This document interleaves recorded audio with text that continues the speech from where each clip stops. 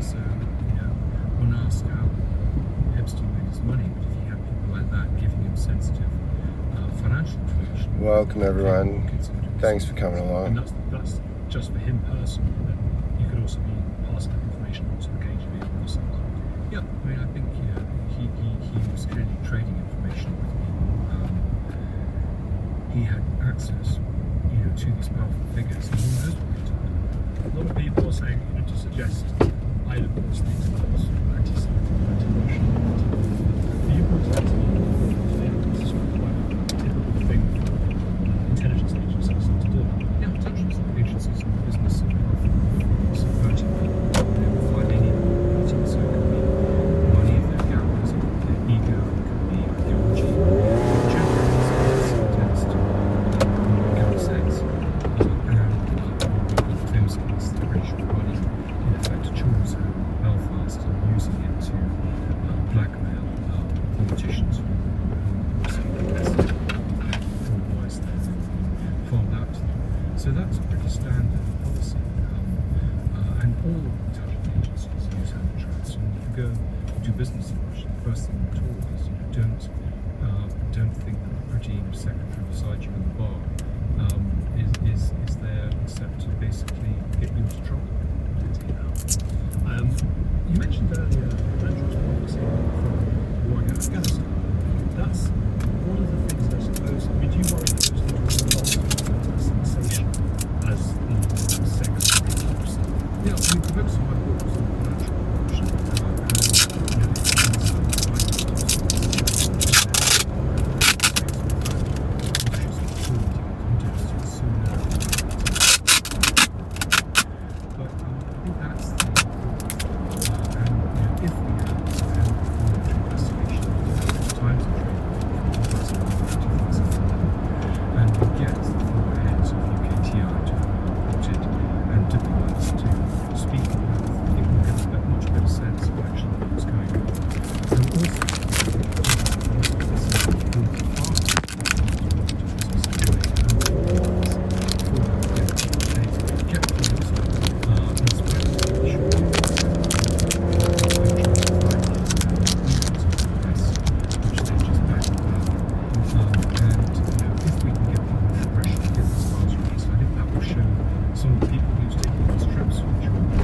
Oh, I left the rods there. What a dick. Oh well.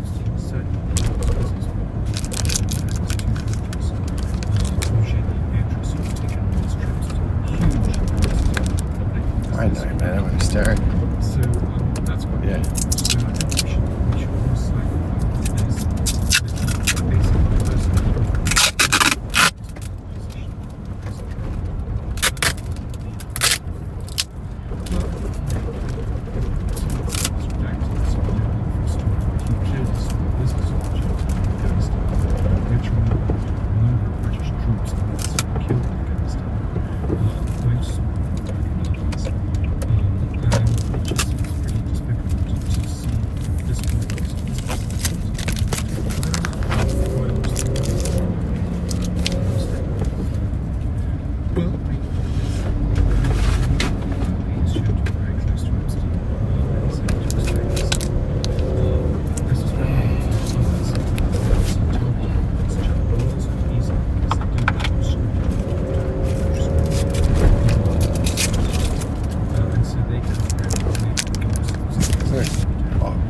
Mine actually, most of these things. Yeah, that's it. That's it. Yeah, like that I brought. Yeah.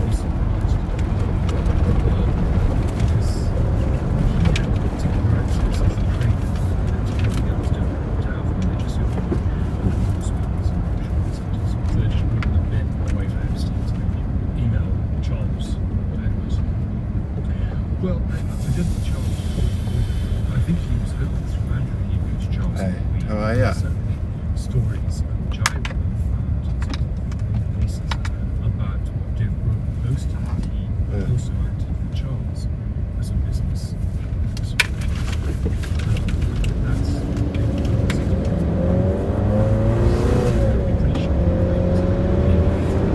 Yeah, I just did. It's fine.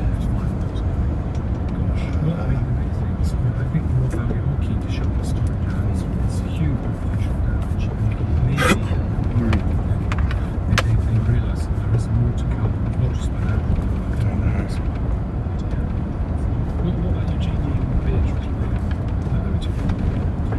Well, I mean, Eugenia and Beatrice have certainly capitalised off their parents' contacts work. They have to recently been promoted, for example, certain banks.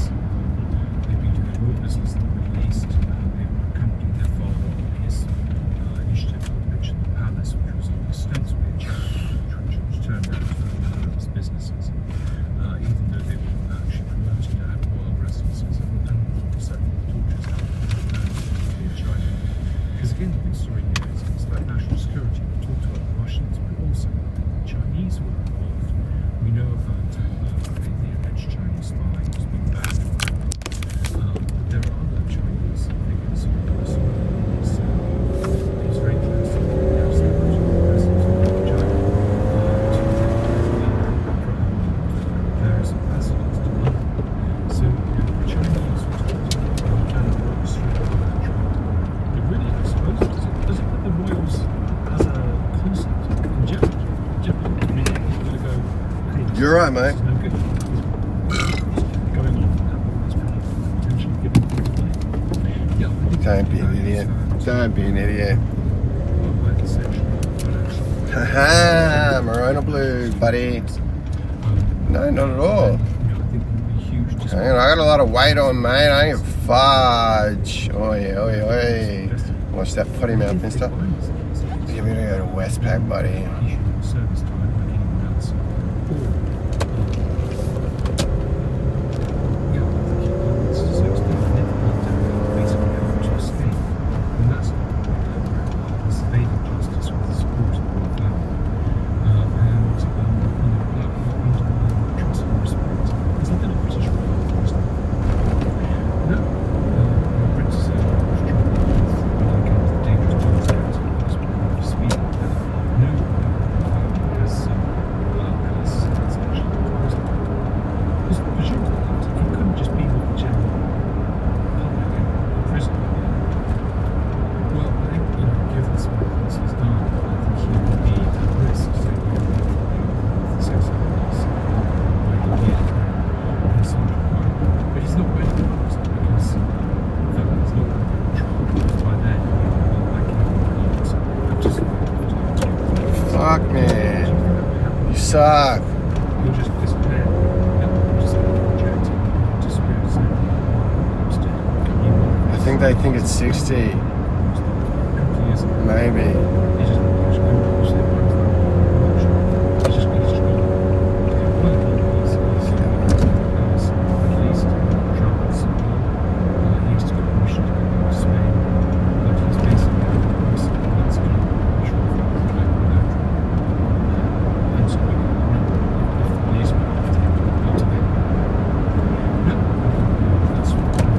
Hang on.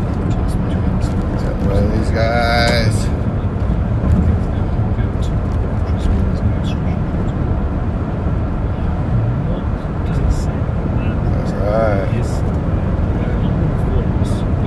Alright, there we go.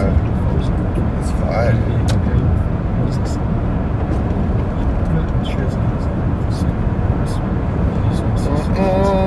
I'm right. Hey, Layla, Layla, Layla, ba-bum-bum. Got you on, got me on my knees. Begging, darling, be my baby.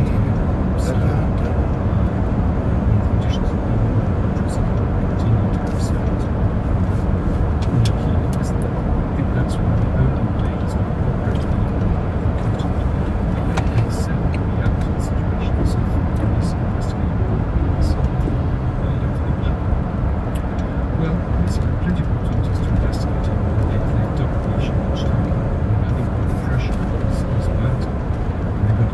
And I suspect they'll say that they're still not a case and the evidence is still in evidence.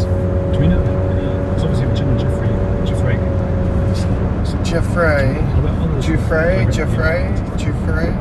Victims. Yes, I mean there's a victim in Australia that's come forward now saying that she was trafficked in Royal Lodge. I mean there are all series of people I've talked to who were trafficked to. I think what's interesting is we hear nothing more from people like Victoria Harvey who are on the airwaves saying that she was fake, etc. Well, it's now been video wasn't Ghislaine Maxwell's confirmed that in correspondence it's been released. So, I think there's a lot of egg on various people's faces, and I think we should be ashamed. I mean, these people were paid to denigrate this victim, and then eventually commit suicide. It was a very strange thing that happened for Gemma Giuffre, because she had this accident, car accident or something, which already raised suspicions. And she said she's not long for this run. She was told she was dying. But then it turned out her injuries were not so bad. But then a few days later she did die, apparently by suicide. One of the strangest things, you couldn't make that up. Do you have any idea? Well, there's very little information about her suicide, maybe to the respect of her parents, to her family. But her father thinks that she was murdered. She had a book coming out that would have really which became a bestseller, which would have actually vindicated everything that she's been saying for years. So it does seem slightly that she should commit suicide at that point, a few months before it came out. But she'd gone through an awful lot, and I think perhaps because she'd gone through an awful lot, there were really problems in her marriage, and it maybe just finally got too much for her. So we just don't know, but it was very useful for people that she didn't actually in the book name people. She said she was threatened, she was worried about the safety of her family if she did name names, and so she held back. Such bullshit. So bizarre. It was just because I didn't used to go for conspiracies. Oh my God, like my friend Sean Appleton, I'm always sort of nudging him, jokingly, come on, mate, I didn't know, and that kind of thing. We're at this point where there's an island of elite paedophiles, and I was going no, and then there was Virginia Giuffre, just goes into hospital a few days later, she's dead. Well, a lot of people have died in mysterious circumstances. I mean, I think there's a growing belief that Epstein was murdered when he committed suicide. Jean-Luc Brunel, was died of suicide in his Paris prison. Quite a lot of victims have committed suicide. Understandable given what they've gone through. But you're right. I mean, and there are some very, very dark revelations in the recent releases, which I don't know enough about really to comment on. But I mean, relating to girls who have died during rough sex and been quietly buried on golf courses. Complaints to the FBI about that from deaf sources not investigated. So, there are a lot of questions. Tenerife? As people go through this material and perhaps trying to follow up on it, and we have this kind of citizen journalism here.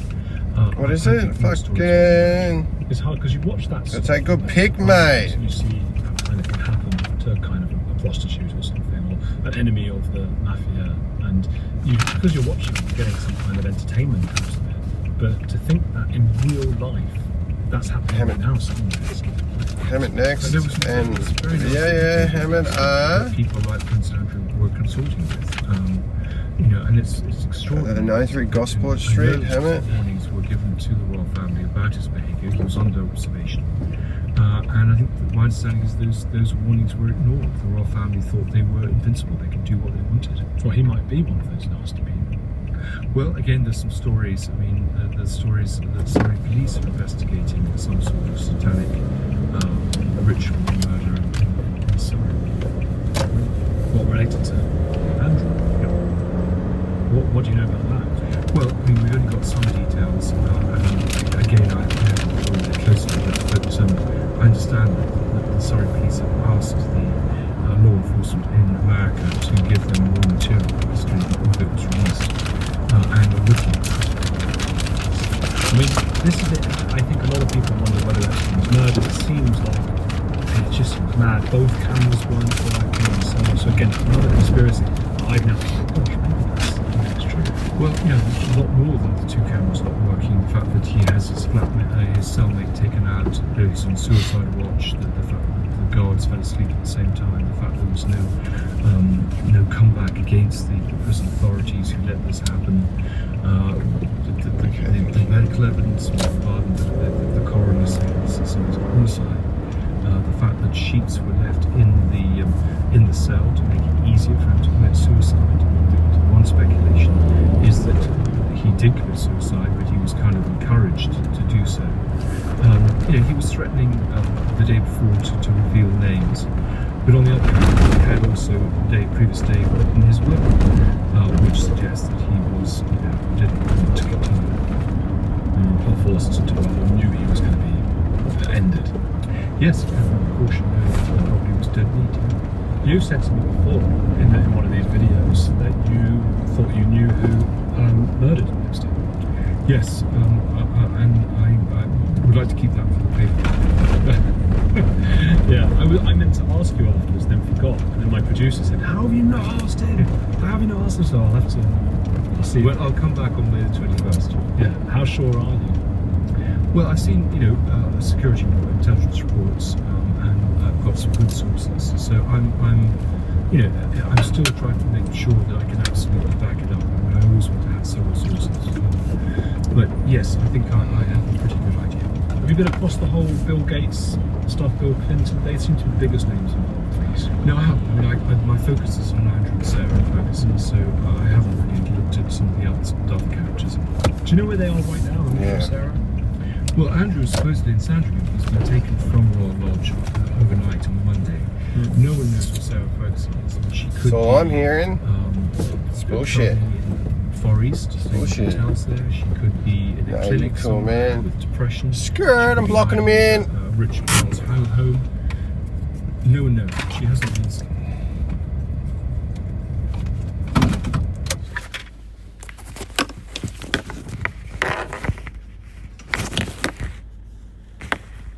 Alright, let's do it. Alright, buddy. Alright.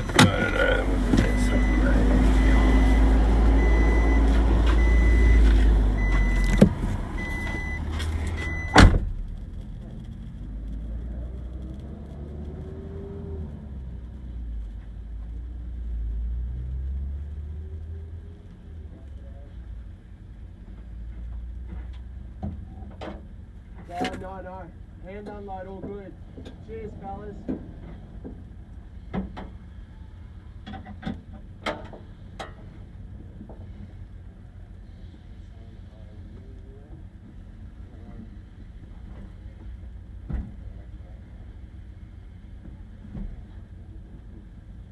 one's a layer, buddy.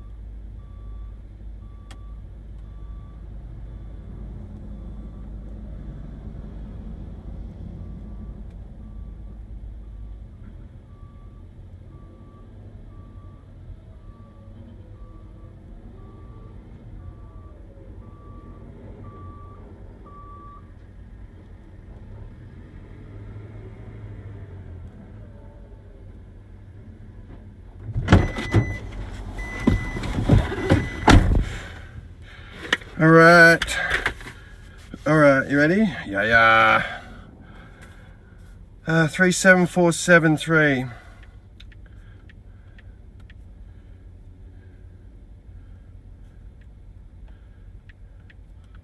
It's bullshit. 3759. No, not you. 3759. No, not you, mate. I always listen to you. 219. The fuck? Pretty much. Oh, why would she do that?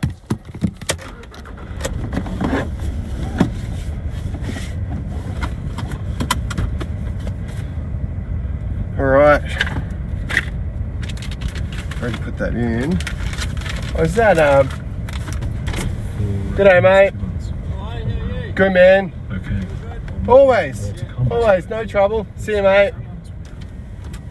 I mean, she was certainly at the lodge. Always, There were no reports trouble. of her drinking heavily, which she has always done.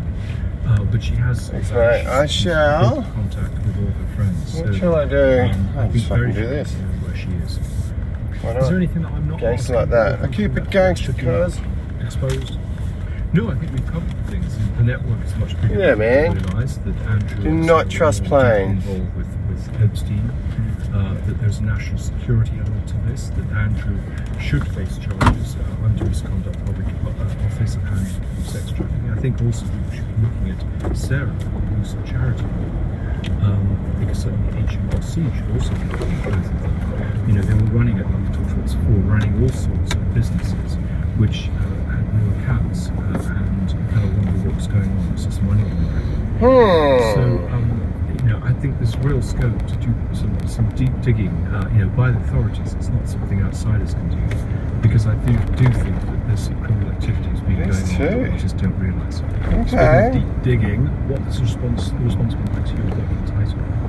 Well, it's been great, as you say. It was #1 for some weeks. It remained a job for several weeks. Came back later. It's had good reviews, both on Not bad. the press, and so it's been, you know, it's been really nice, because clearly one never quite knows what the reaction is going to be. I think it's good. You know, it's been very satisfying for me to see that people are now taking it seriously, and what I'm saying seriously, and that I'm not making it up. It's much harder for people to try and discredit them. That was something that you've had to do. Urban utilities, of course. Was it particularly with Andrew? Because I know you've done Mountbatten and various other projects before. Was it particularly? Yes, because Andrew is clearly a living person, better reliable on interviews. Could be. And more of the sources won't be named. In my previous books, I have documents. The documents are cited. I mean, I do have extensive notes in this book. What is that? But it's much easier for people just to say this is kind of newspaper cuttings and made up. I mean, one of the nice things is Gangs. who wouldn't go on the record, the hardback, are prepared to be named in the paperback. So there's like extra bits coming on the page. Yes, there'll be about 8,000 words of new material. Let's turn around, boys and girls. Let's turn around. This'll do us. Oh, that's going to be big, especially if you're naming Epstein's murderer. Well, I think we'll have quite a few revelations in it. Well, we'll link to your book below, because what's it now? It's February, isn't it? So we'll link to the hardback. Yes, the hardback. I mean, you know, it's still, I think, particularly in the light of the new disclosures, I think people are looking at the hardback again, because to see that actually there's a lot more detail about some of the background, the context to the stuff that's come out. I've also got a Substack on the Lodi report, which it's got a lot of new material, a lot of new research is being fed there. And I've also got my own YouTube channel, The Lodi Report. So, and I'm doing interviews, questions and answers there. Yeah, what's over there? Keep up to breast with the latest research by going there. And we'll keep links to all of those things. Thank you. I've got a couple of questions for you from my Substack members as well. They ask a couple of questions nowadays. So people head over to there. That's andrew.heretics.com. We'll have a little link below for that as well, where you guys get to ask my guests some questions. Do you think that Charles should abdicate now and let William and Catherine take over? Do you think they in turn can save the monarchy?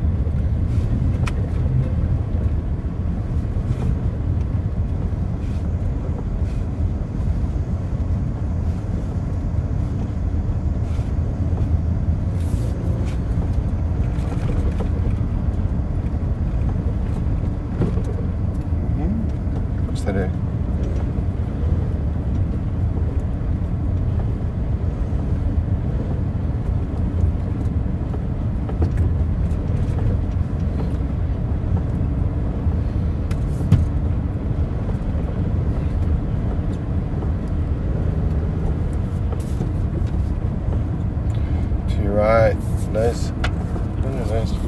seen them. Up there, big there, those ones, those Mason red bricks. Look at the plane. Can you? I don't know if you can see the plane. Well, if you can, hang on. I don't know. Where is it? I can see it, but I can't see it. Anyway, I don't trust how they fly. Don't get me started.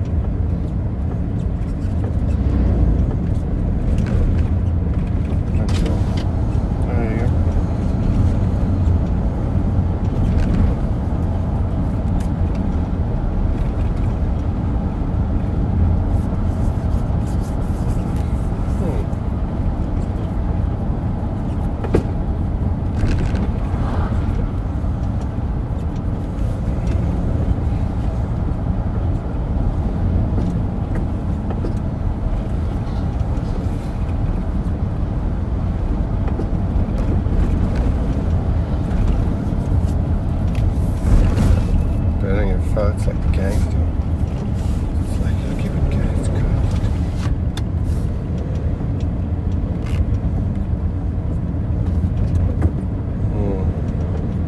Alright, actually, skirt. These are for after there. So they're for grayer. Okay. Cool. Just a minute, thank you.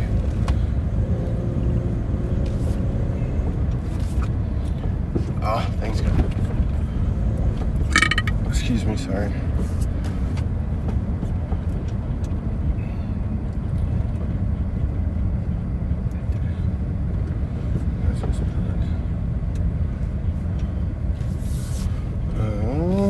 Is there? No, that means that there is. Oh, look at that, big ships. Far out, I never knew. I'm unsure. I might have known that actually. Can't park there. What do you mean? Of course I can. You're not going to serve me now. Okay.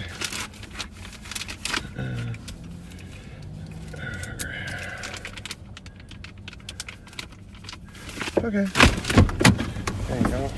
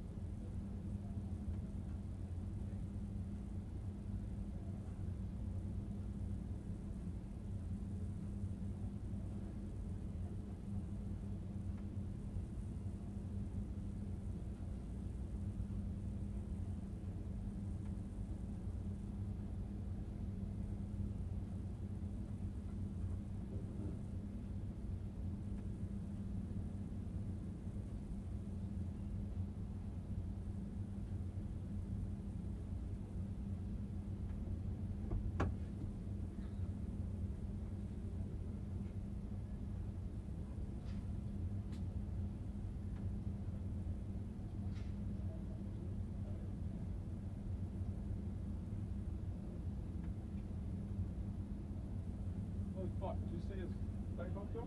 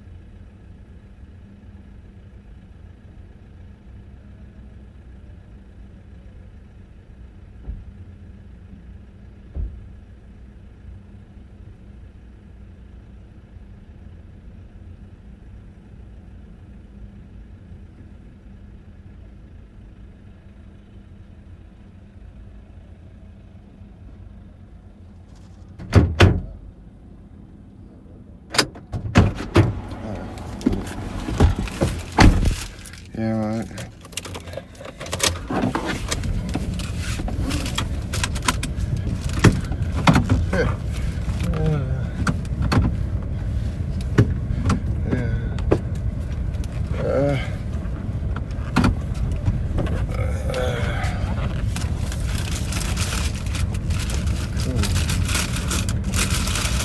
yeah.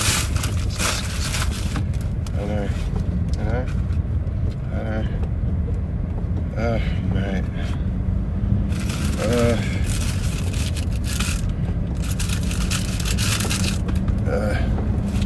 Oh yeah. Did. Thanks, guys. Oh.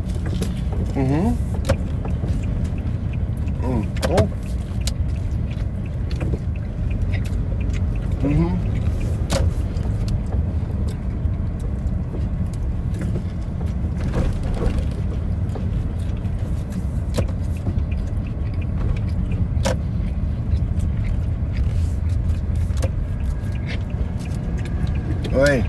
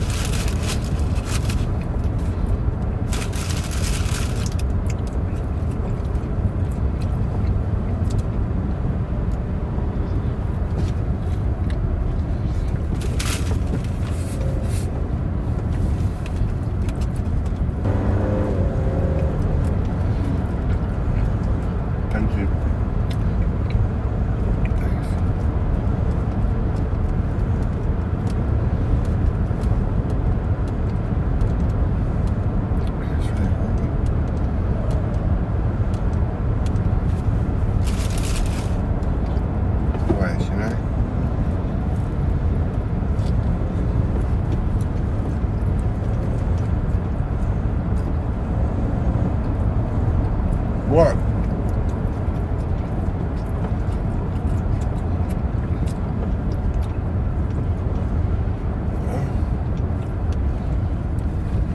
Thank you.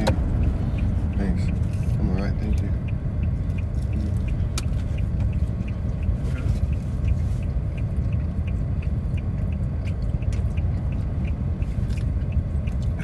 Thank you. Oh my god.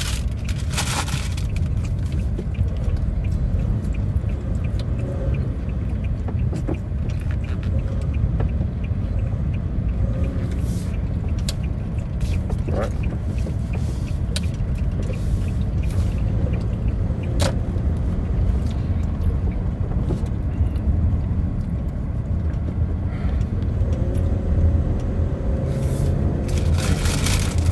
No, not really. No, I don't really get you. Does he?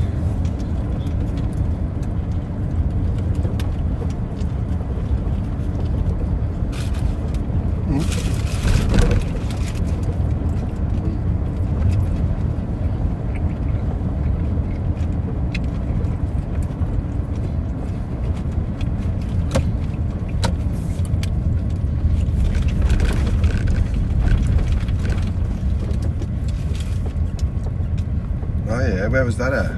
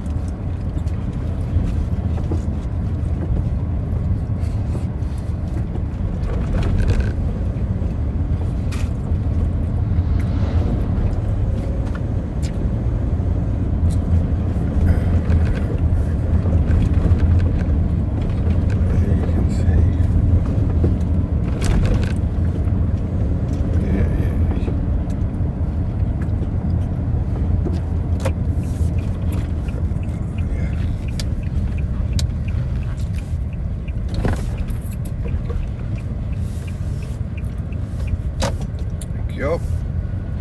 Big truck and big fucking get you stuck in, that's a bit of bad luckin'. It's life of the truckin'. Tell me you're on the spectrum of that. Tell me you're on the spectrum. Hey. Oh shit. Shit. Ooh shit. What the fuck is that on the left? What was that for? For something. Oh.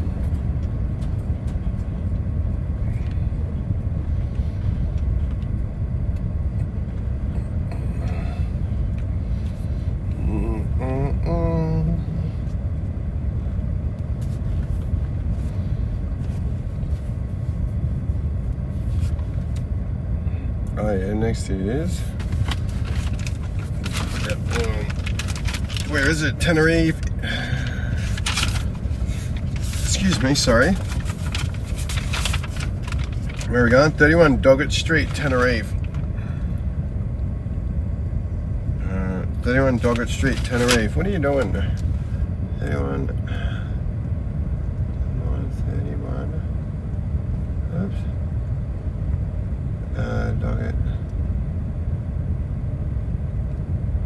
Doggett Street. Used to. I don't know. Alright, that's cool. That shortly. Alright. What about the trucks?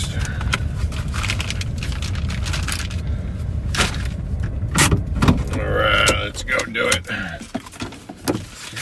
We'll be right back, mate. You'll be right.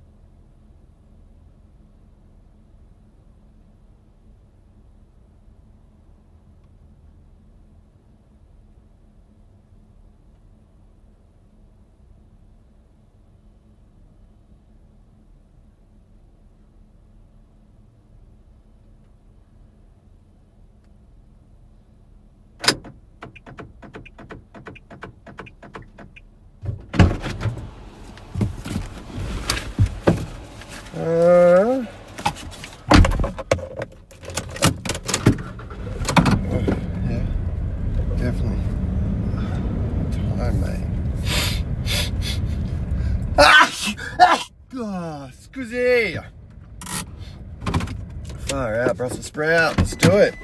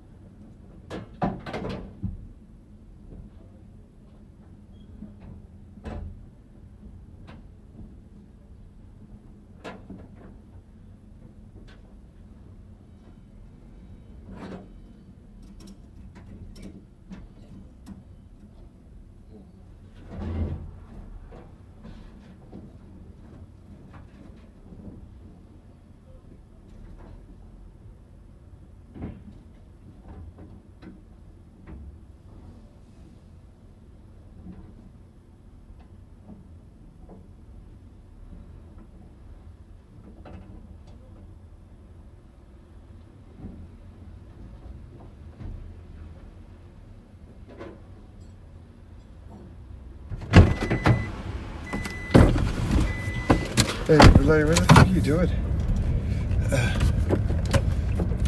Oh, yeah.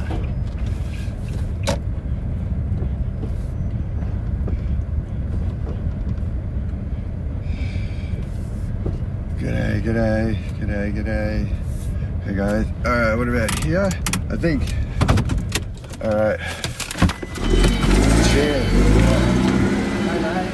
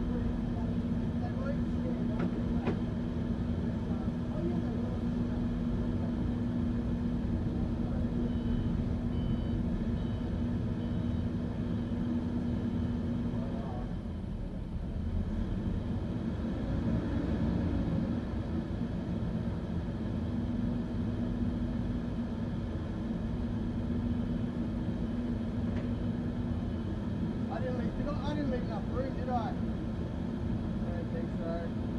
I just had to find this one and then kind of push it with that.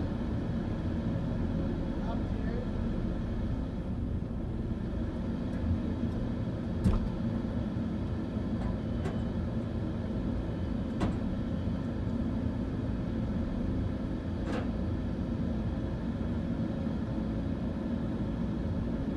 What do you reckon? I'll do it. These are parts here. That's got some like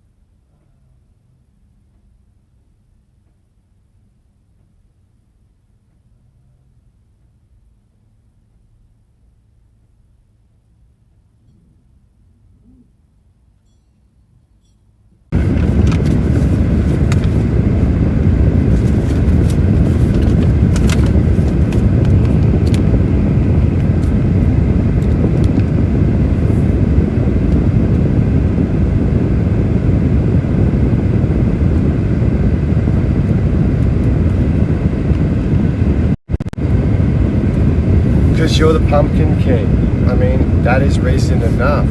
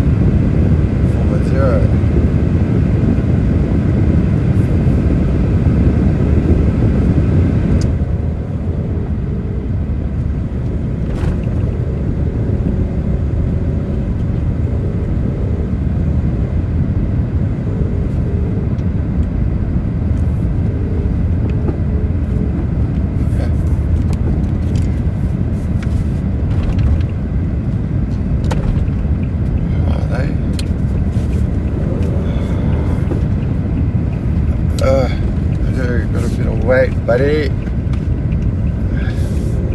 well, the welcome to. Yeah, you're alright, go around. You're alright, get to stabbing.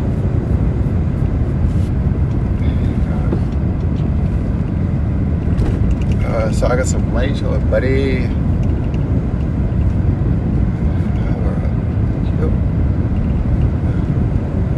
Alright, Brussels sprout, you know, like head. Okay, what else? Do we have none numbers? Alright.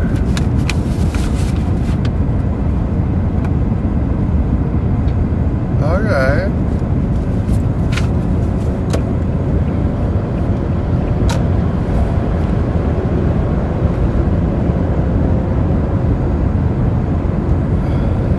Pumpkin King.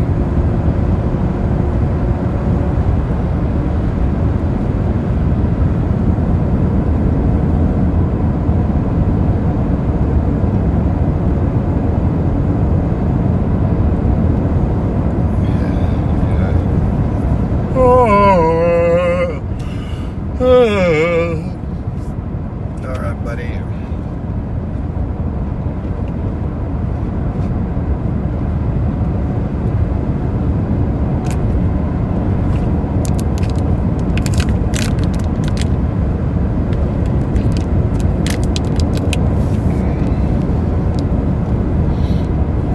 Exit 105. Where are we headed? Tenerife, that's the one. Okay. 0438, let's try that.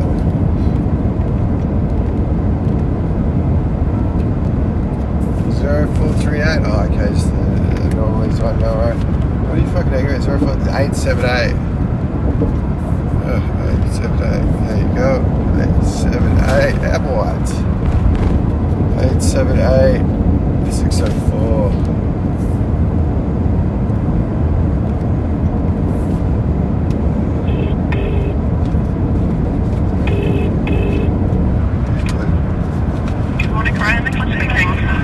Good day, mate. I'm Chris from Statewide Trade Supplies. I was just reading the contact. I'm doing delivery to him in Tenerife. I had two numbers. I'm guessing you might be at the office, not the contact on site. So Sorry, you cut out. I couldn't hear you. Sorry, can you repeat that again? Yeah, so I'm doing a delivery to Tenerife, and I had you and Ryan Bailey as the contact. Oh, okay. Are you on site at Tenerife, or should I ring Ryan? No. I'm around the corner on Arthur Street. So you're trying to deliver to Doggett Street? Yeah, yep. I'm just ringing up to give the heads up. I'm about 13 minutes away. Oh, okay. Thanks. Is there If you could give, do you want to give Blake a call? Do you want his number? Please, thank you. Yep.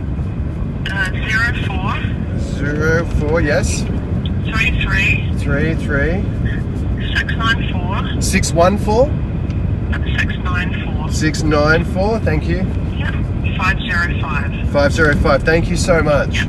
Not a problem. Thank you. See you, mate. Thanks. Bye-bye. Bye bye. Cool. Easy. All right.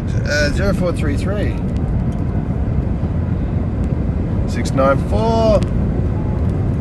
Yeah, we are. 505. Yeah, you do. Hey, mate. All right. I wanted the Pumpkin Kings back. Or Tiano Kelly. Ooh.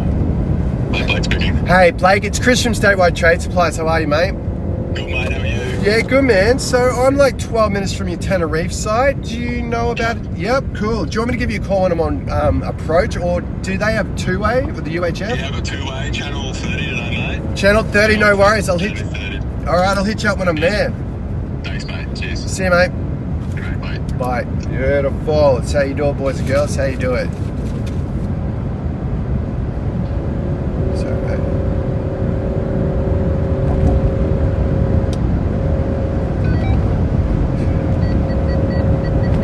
Channel 30, that's fantastic. It sounds like a garbage bag. Oh, it's like a plastic bag.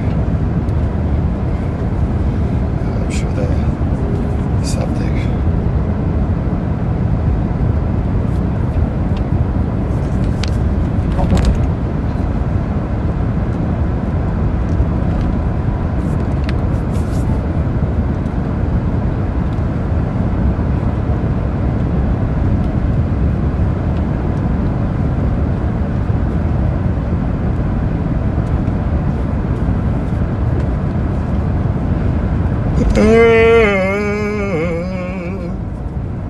All right.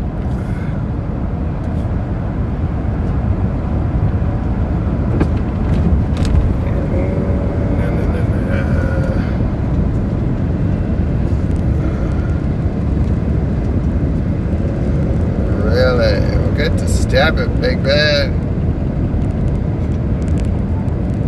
Let's do it. Okay. Yeah, man.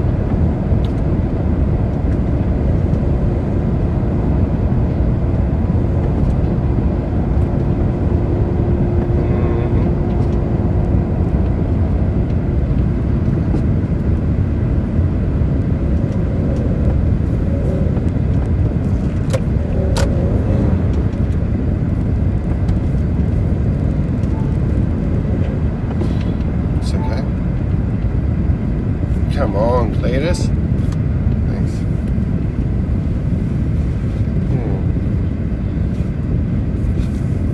Oh, which way?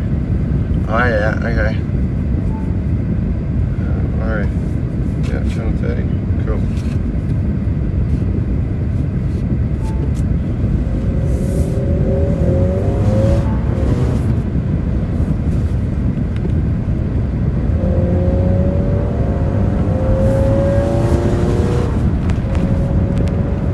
Yeah, we can't.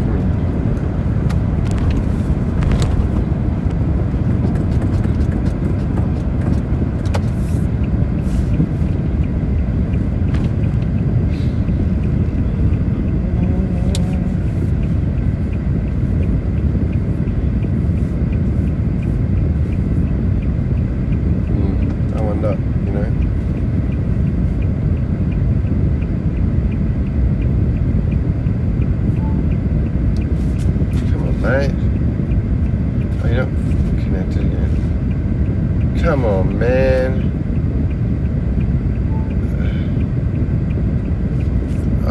Fucking you working or not? For real?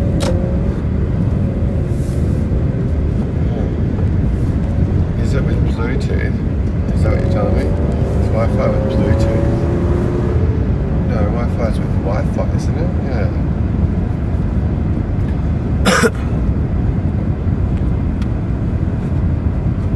Where is... Excuse me. Oh, come on, like, for real? There you go.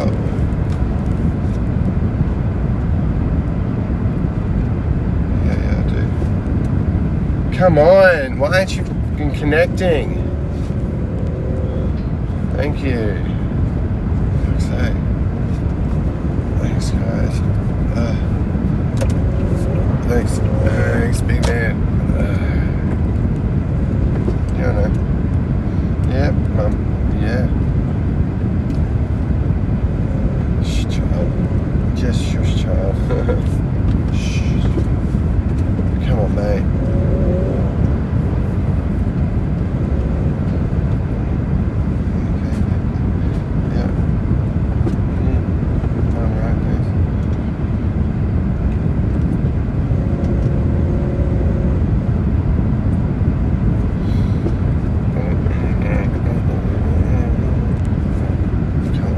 Something new, something bets. As in betters.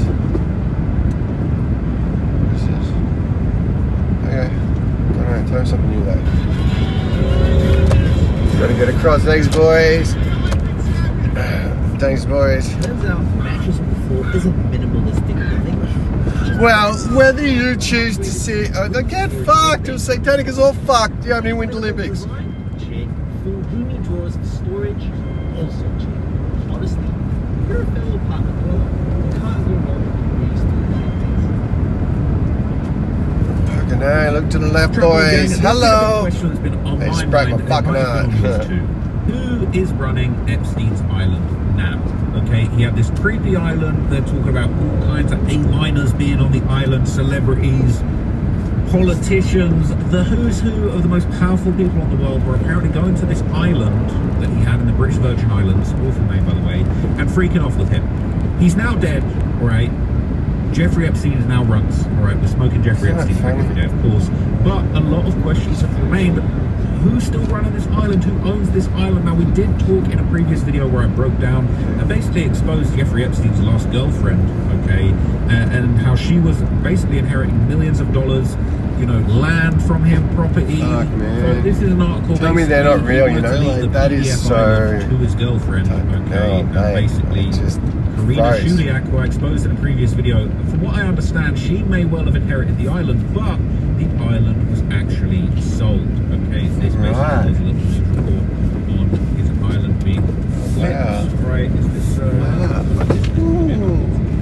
But Look at basically, these old buildings, man. private US Virgin Islands location far was out, up for eh? sale. Okay, asking price of Alright. $5 million according to two sources. The executors of the estate basically listed the two private Caribbean Fuck's islands problem is? owned off the coast of St. Ready? West Virgin Islands.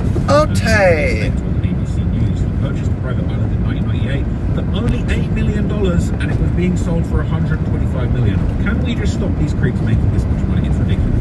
Is there no way to stop these awful, despicable, deplorable scumbags from just running it up more than everybody else? I mean, $8 million. Are you having a laugh?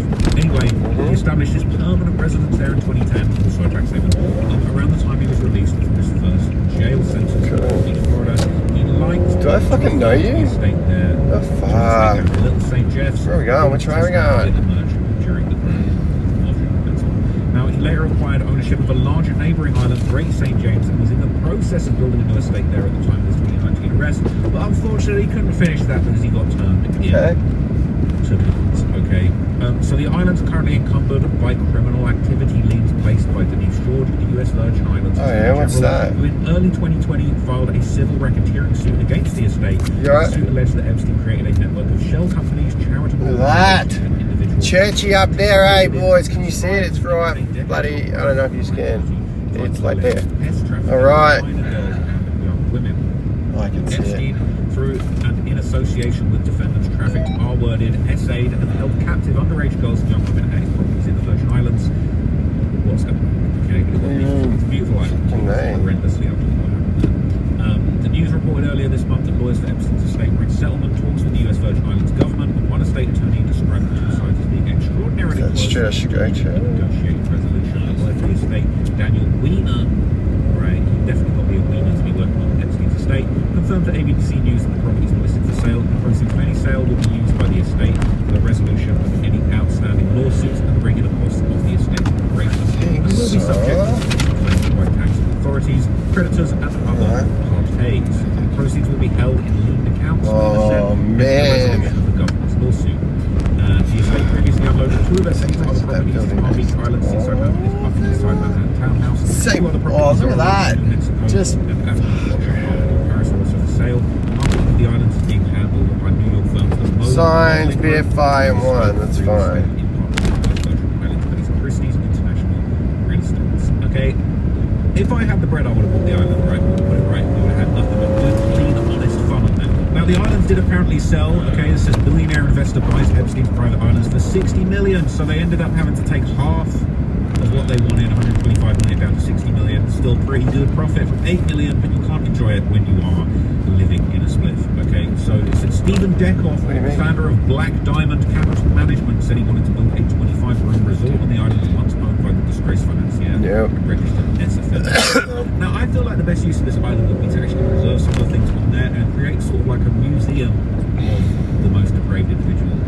Not to ever live, because it's not unfortunately. But basically, you can see the properties on the coast. The billionaire investor has paid 60 million to buy his island residences off the coast of St. Thomas.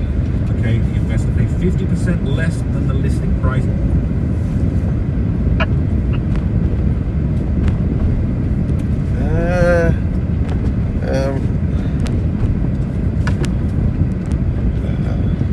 Traffic control. It's statewide in the Blue Ute. I've got like extinguishers and cartons and signs for you guys. Coming through the Chest Street gate, mate. Chester, is that off Doggett? Doggett, sorry. It's crossing on Doggett. Oh, okay, cool. No hassle. I'm about to turn left on Doggett. I can see you. Oh, Did I just go the wrong way? yeah, you should have gone straight. If you just take your first 2 left, it should take you back to that street where you just stand, and then just keep straight. Thank you. Sorry.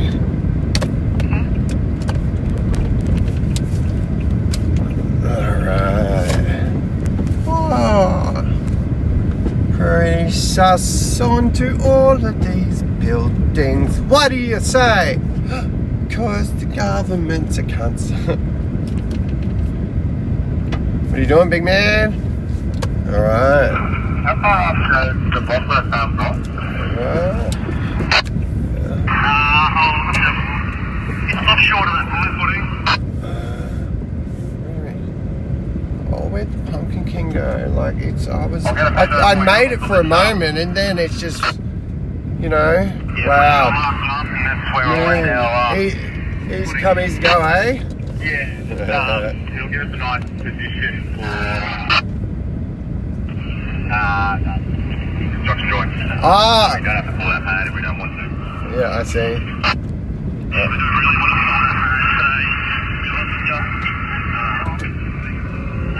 Mate, we don't have enough Thank you. we don't have enough set out for this.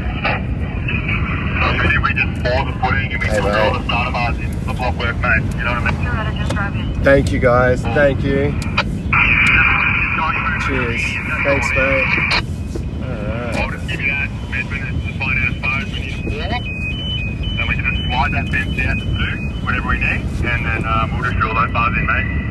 First up tomorrow morning. I don't think I actually do Hey, need. Jesse, copy, mate?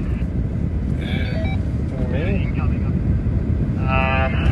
Where the boys are behind you, that's where this 20mm bin is going to land. We're not flipping it, we're just landing it.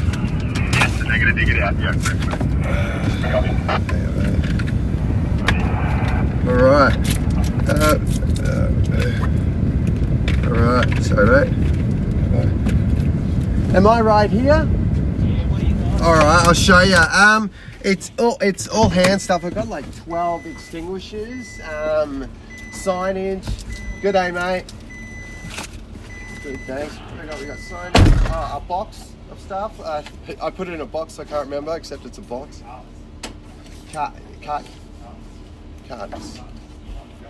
Cartons gold could be. There you go. Shitload of fire extinguishers. Cheers.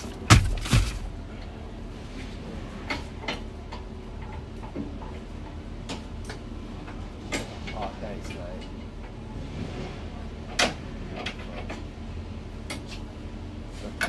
Thank you. You get it. Like, if I don't take them off that, I'll click it and get paranoid and hit myself in the face. My issue is oh, good. Good. Paranoid about it. So, yeah, just not this.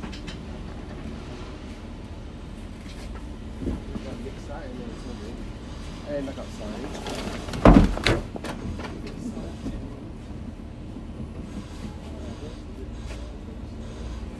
What about this? Right here or? Yeah, and then you go deal with it.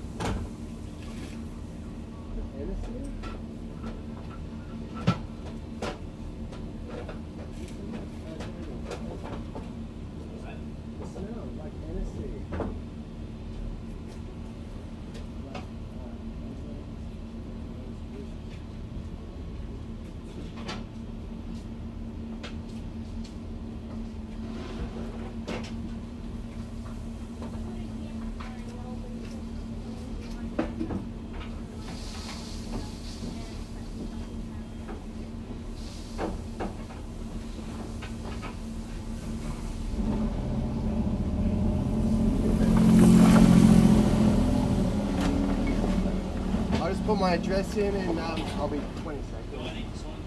Oh, okay, yeah, cool, thank you.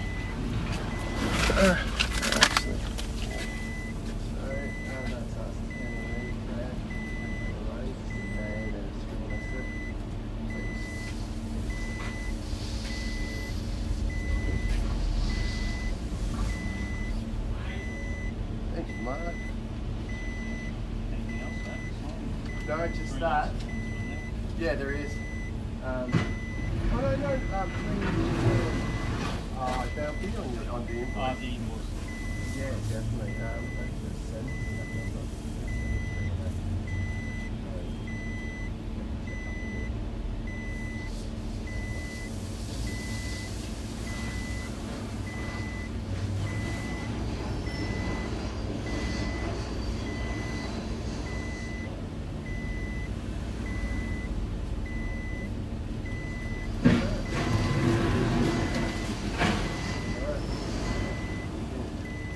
Alright, thanks, Mark.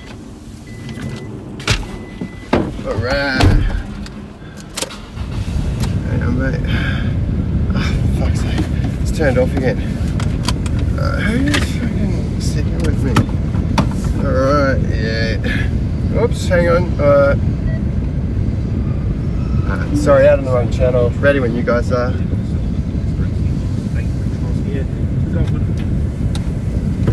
Alright.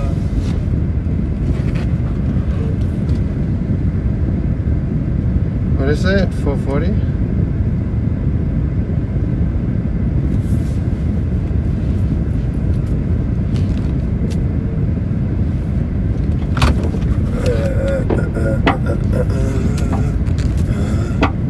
What the fuck is making that noise for me?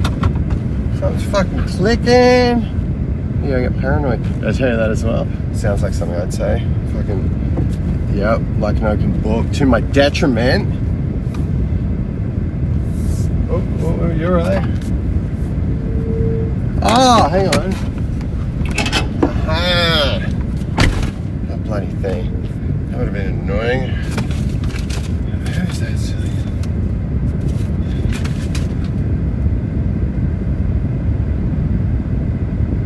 Come on, mate. Fucking hook up, buddy. Quit being queer. Said the voice. Oops.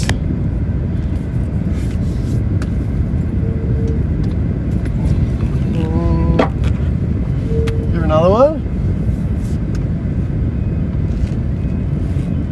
Fuck's sake, hey. I don't know, I've got some. Oh, I can fucking see him. Hang on, mate. Can you fucking see that? Hang on, sorry, buddy. Oh, that fucker. Thank you. Alright, thanks guys. Cheers. Right, thank you. And thank you, sir. See you next time, Mark. Alright, thanks, mate. Good man. Good man. Thank you. Ooh. You gotta warn a man before bringing those out. It made me feel funny.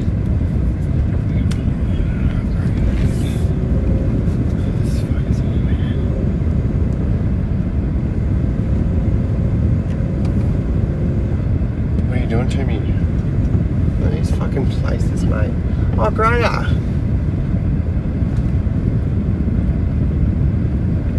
Oh, fucking A, man. Look. Oh, come on. That is bullshit. I would love. Sorry, mate. Sorry, man. I would love to bloody seal them. Hey, like this. Oh my goodness. Look at this thing. Oh, I want to go seal that. Hey.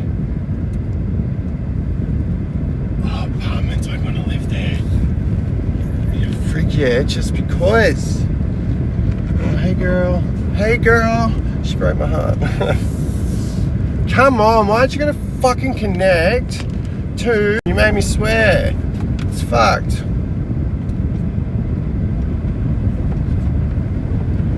Come on, fuckers. Like, was that so? Thank you. Alright. Shit. Come on.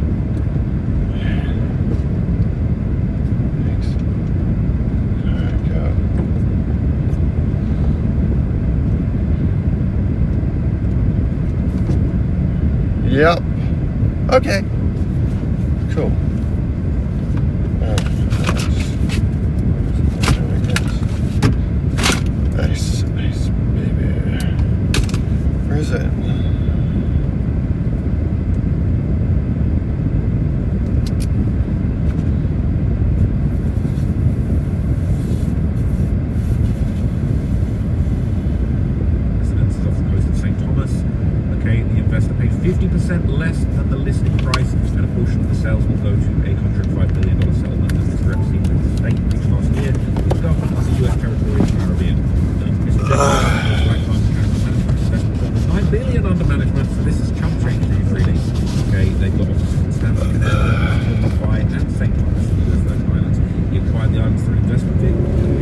It's got character, doesn't it?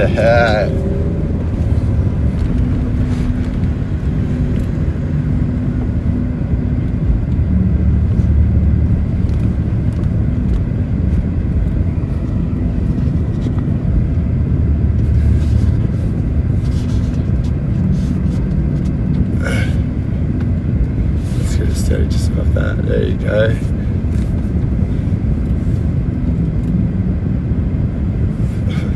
Colour series between the witches' hats.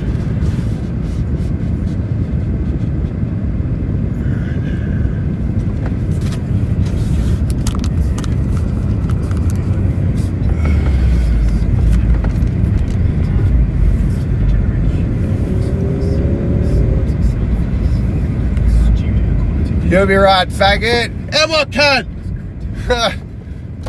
I know you fuckers come for the road rage. I know it. Arrah, arrah. Now we got to make some good viewing. Scumbag devolution. I don't know. Anyway, Let's fucking do it, right? Let's fucking do it. All the motherfuckers. You ladies want to go? Just want to go? You're right. Alright. Alright. Oh shit, sorry, darling, go, please, sorry. Sorry, sir. Damn, get on that dick. Get on that. Oh, I'm such a male. I'm only kidding. I'm only kidding. Kidding. Haha, just big jokes. Like a chill, they're multiplying, and I'm losing control for the power you're supplying is electrifying. Oh, which way we go? We're going fucking straight through these lights, boys. Territory. And two of Epstein's companies, when they were in operation, were beneficiaries from the Virgin Islands. I get to step in. They get their tax, they get their little tax breaks, their little finesses, okay, good for them, right? They get anyway. How long? How long you got to give me? You know, this micromanagement is, I don't know. Well, I don't know. Interesting videos and media that basically just break down the history of actually what's going on the island. People have actually gone there recently and what's actually transpiring as this island is under new ownership. Now, basically, there was a video by the YouTuber Rotten Mango, okay, shout out to her. Yeah, she's great. She gave a detailed description of the island's atmosphere and reputation based on, you know, people that Little St. James, that's Epstein's Island, but the locals all call it Penal Island. It's a 70-acre island. See, the locals call it PDF Island, alright?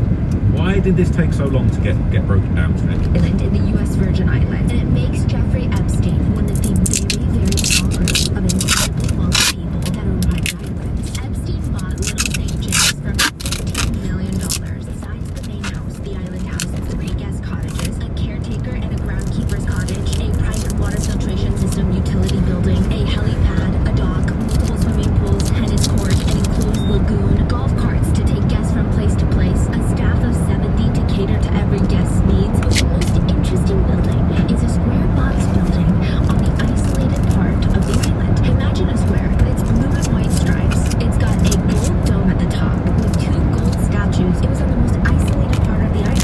There are rumors circulating that he conducted sacrifices in there. That's where the children were taken for X-ray or to be killed. That is absolutely wild, okay? Now, interestingly enough, okay, there's been disturbing footage captured of some of the interiors of the island, and this is apparently from the Epstein files of him. This is kind of a video that was going viral of him apparently chasing someone underage around on a kitchen island on the island. Okay, it's ironic. But this is kind of disturbing footage. This is the type of thing that was going around, him chasing women around his little St. James Island home.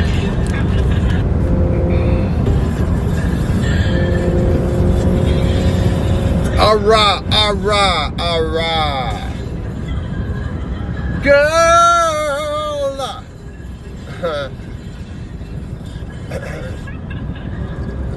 I was like that, like we were like, you know, crazy, man.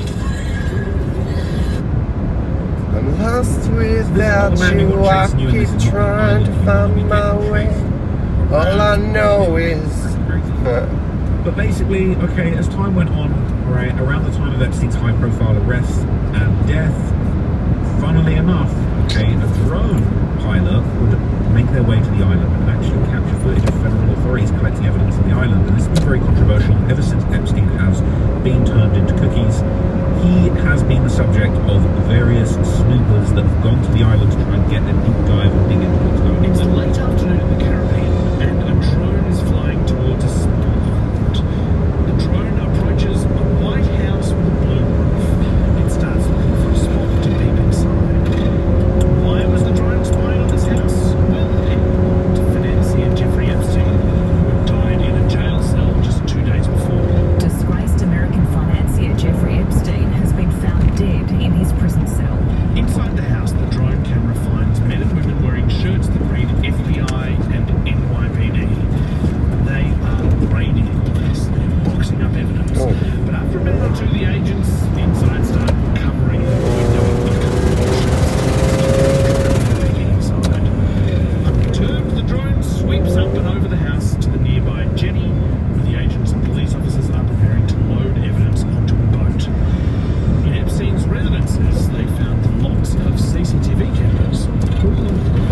Epstein used to record the behaviours that went on his island, and therefore there probably are tapes around. The evidence in the boxes collected that day from the island and in similar raids at Epstein's mainland properties is now known as the full and complete Epstein files. We're still waiting to see the full and complete Epstein files, and in the absence of information, conspiracy theories sweeping to fill in the chaos. It's unbelievable. The guy killed himself, but now nobody's gonna know.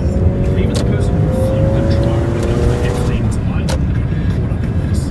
People online started speculating that the fugitive founder of McAfee antivirus software was the drone's pilot. He denied it and then died by apparent suicide in Spanish prison in 2021. Stop it, he denied it and then he died of... Oh, please stop. Which will certainly help deal with any conspiracy theories. Oopsie, another one by stealth in the case.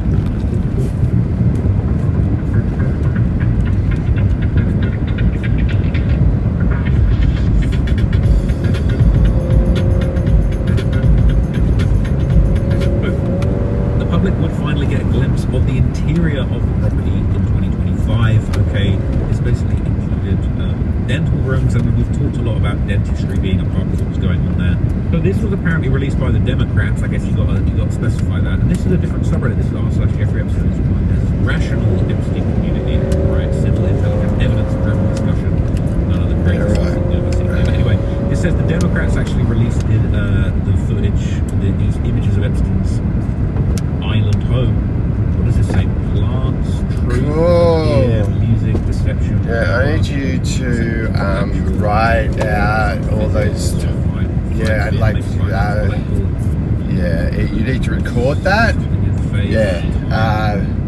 Just the scrolling to the map, man. Beautiful room. I guess this is like a little classroom. You probably would do a little bit of teaching here when he pretends to know about finance. You know, he seems like a pretty amateur financial operator. I got an email saying. So don't like. Did you know about like changes to do with it? Trespassers will be prosecuted. Unfortunately, Spray Souls didn't continue to trespass there, and basically. Speed dial from New York office, Darren's office, down cell, Richard's office, white cell, blank cell, Patrick cell, blank cell, office, Larry cell. Very interesting. Wonder who would actually think about this. What do you mean? What the fuck? You fucking psychotic cunt.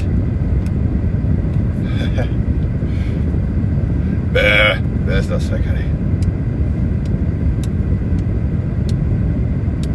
Fucking thing! Fuck it, let's go! Alright. Oh yeah, much. Alright. No. We got things on the back. We got things on the back.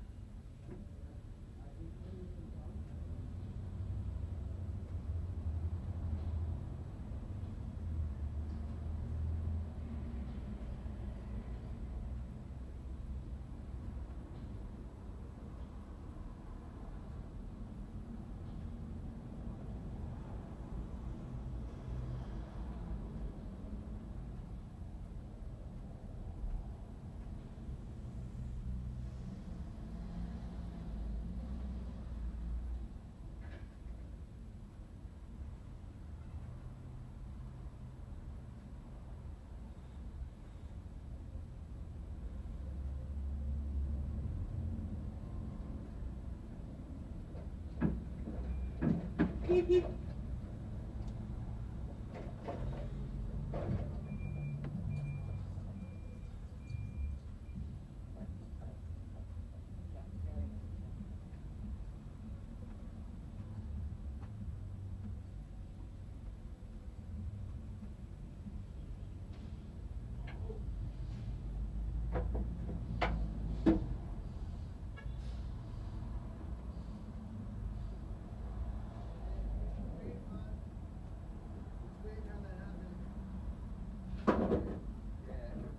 might turn around, I think. I might go in there, but I don't know what to do.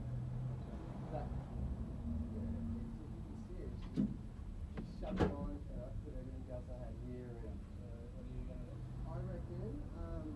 I reckon, I'm just going to drive forward. Sorry? No, reverse. Yeah, I'm going to reverse from there, so I'm facing that way. So you just need to, I think just move it down there, I suppose. How do we get that one right now? That one there? Or? No, I'll just move it. Yeah, up to you, mate. Alright, no trouble. No trouble, mister. It's mean, man. He prefers to sit in the sight saddle one.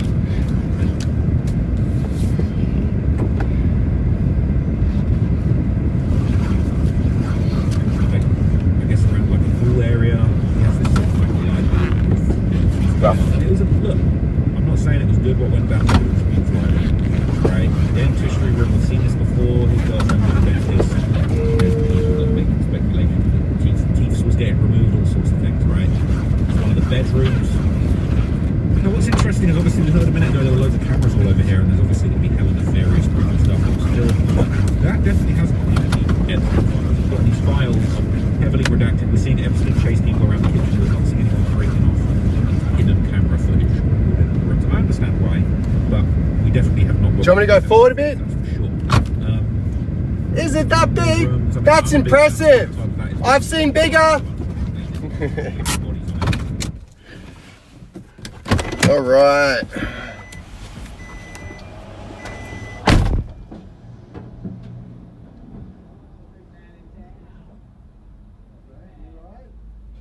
Not very soon as you say, mate. It's bullshit is what it is. That thing is a thing of beauty. Leaving, I got to sit, walk across the road.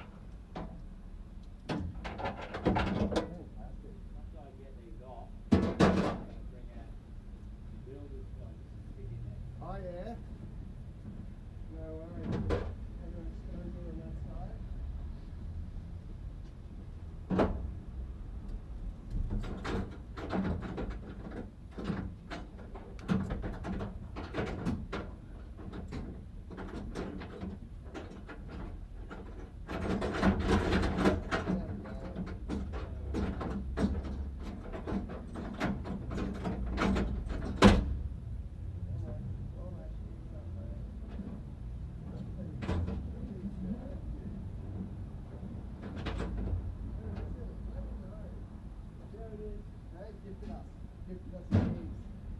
Oh, you're gonna have to get this one first. I didn't even realize. Alright, no trouble.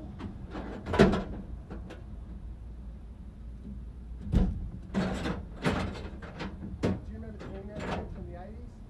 The He-Man one from the 80s? Hello. Hi. How are you? Good, thank you. You'll be right. You have a lovely day.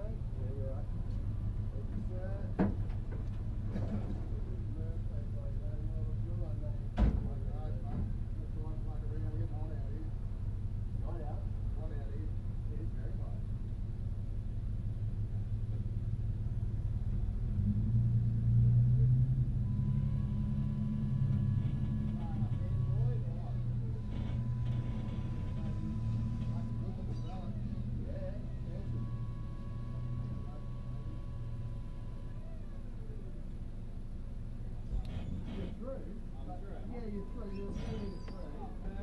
But it's not leaning. There you go. Tilt it up. Yeah, you got this. You got it, Mark. You got it. Good man. Alright.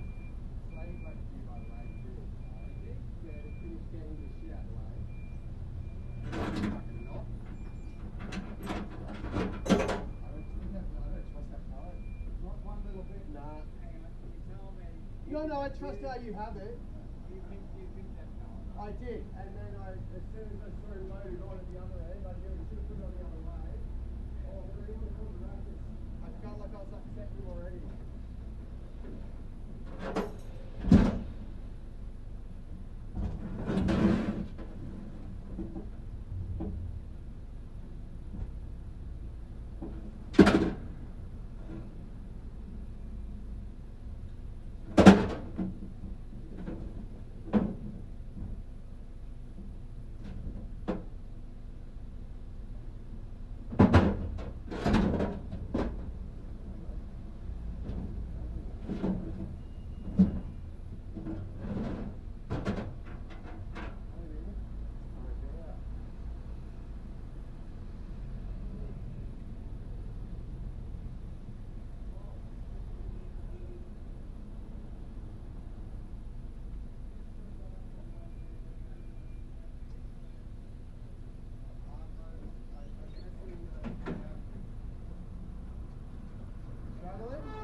I'll move it if you want to start with.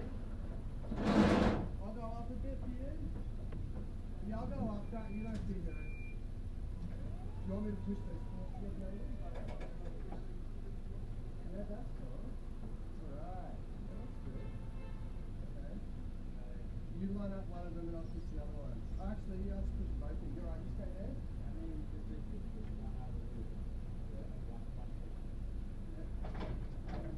Judgment? No. Bullshit. No, mate. No, it's bullshit. Let me push him on the door. Yeah, no. Alright, thank you.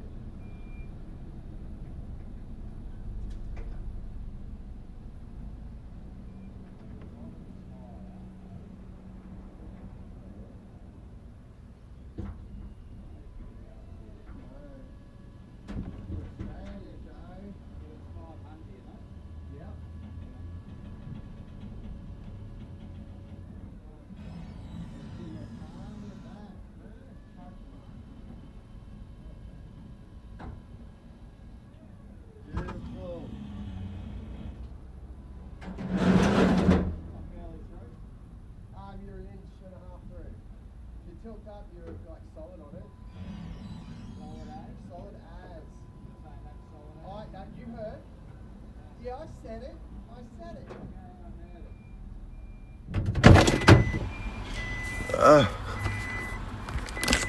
This thing is bloody overheated.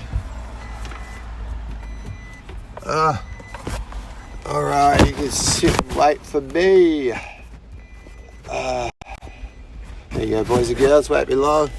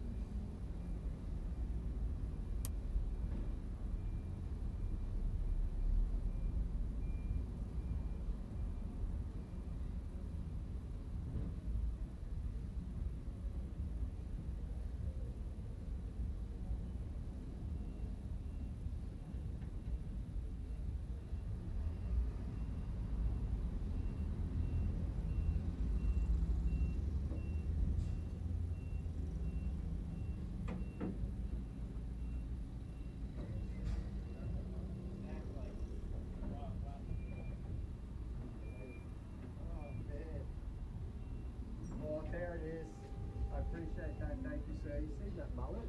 AFL 80s. Thing of beauty. I love it. How many? Yeah, you've done that. Yeah, if you want to just tilt it down. Or is the whole thing on it? Yeah, the whole thing's done. Oh, fucking thing's on it. Oh, well, oh yeah, on the pallet. Oh, well, here, let me.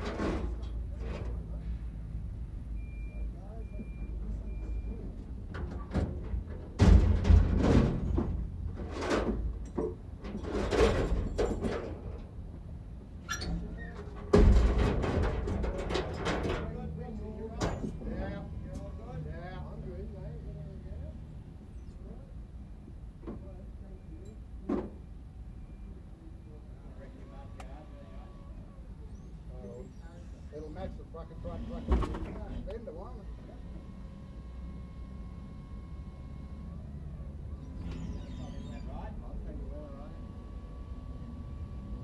Thank you. And just the 3 pounds? Yeah. Alright. Where you want to start hide in the front seat? I'll see how big they are. I'll be putting, I don't know, you know. I'll bring them out for you. I'll bring them out for you. Start buying it.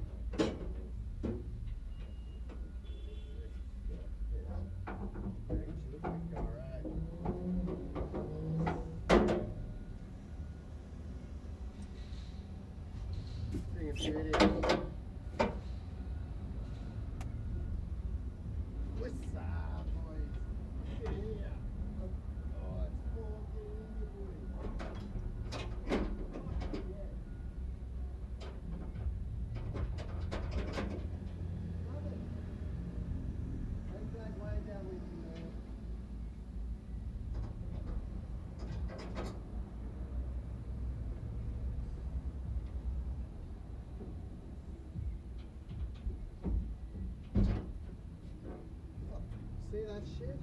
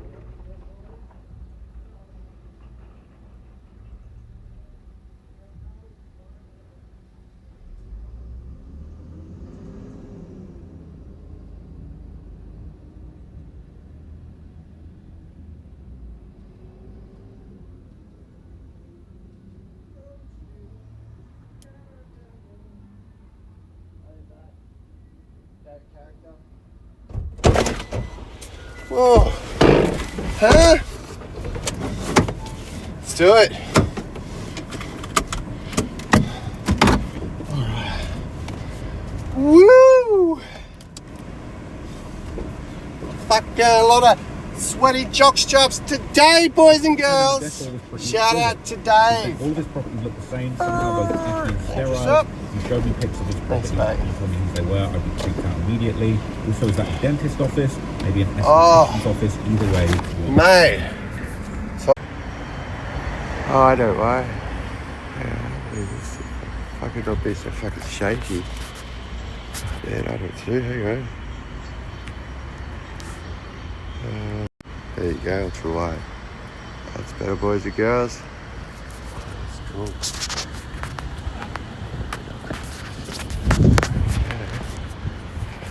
Oh, don't stop with it. This shit.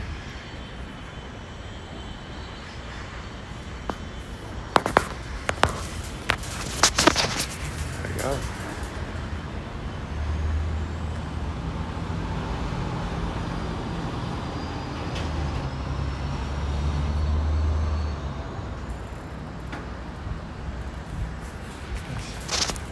Let's have a walk around it. Just a quick ride. Have a look at this bullshit.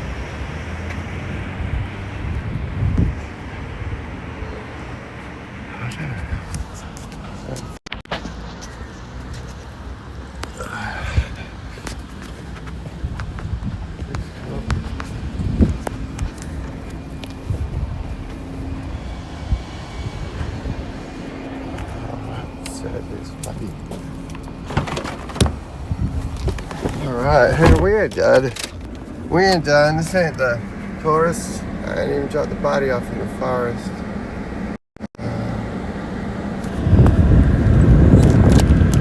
There you go. That's fantastic. Oh, I see what you're doing. Alright, I see.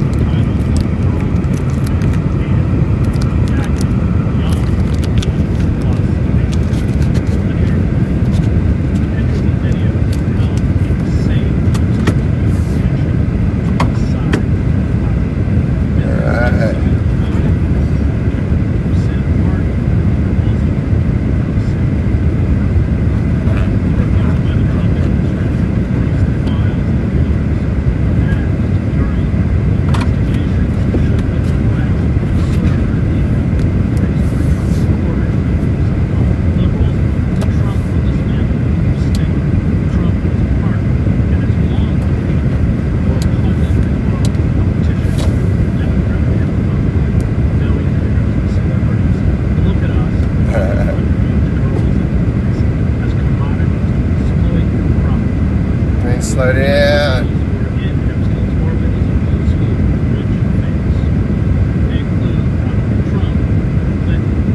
Wait, stop, dickhead. Which way you go? You got that way. Hang on, mate. Jeez,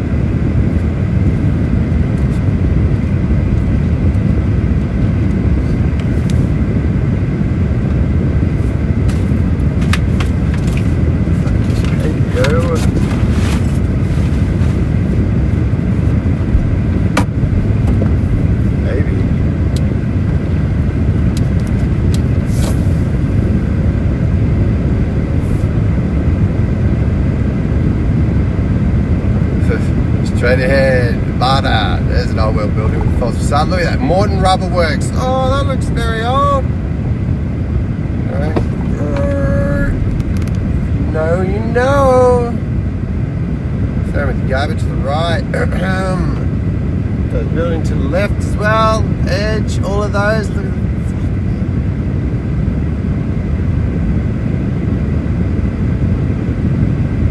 there's tunnels. There's tunnels. This used to be a castle. A massive castle. All of Brisbane. Oh, hang on, sorry mate. Yeah. Thank you. What's that? Settle for best for lawyers. Oh yeah, okay, cool. I bet you they're all basics. Sticky beak? Is that a bit on the nose? It's funny, like they love that stuff. I shit you not.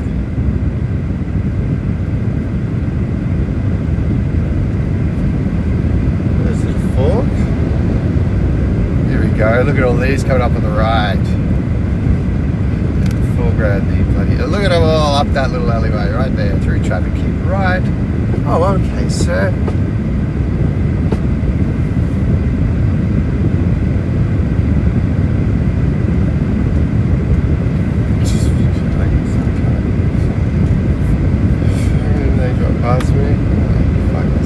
Look at that one, the bar. Far out. All of those three, all of them are just false facades, baby. False facades all over them. That's it. The Martyr ahead, all these. Queensland Children's Hospital, all that. All that, baby. All that. That's not for you, daddy. That's for somebody else. That's what they tell us. That's what they tell us. Alright, oh wait, there's some symbolism coming up on the right. A mural against the wall. Alright, it's of a man laying down reading a book with a blindfold on. Wait till you check this shit out. Leaning into South Bank where we had Expo 88, I might add. Oh no, sorry, it's the exit just before this exit. My bad, sorry people, but it is there leading into South Brisbane.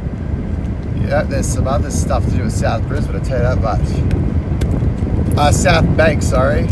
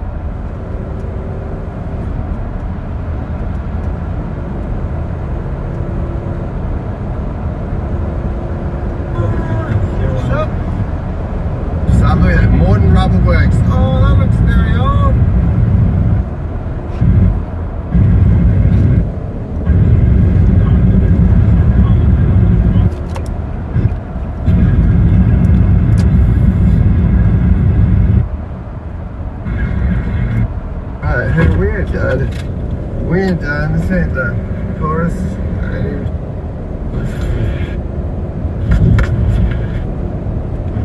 you go. So it's like the dentist office. Yeah, oh, office on the way. Mate. Oh, I don't mind. I think I'll be so fucking shaky.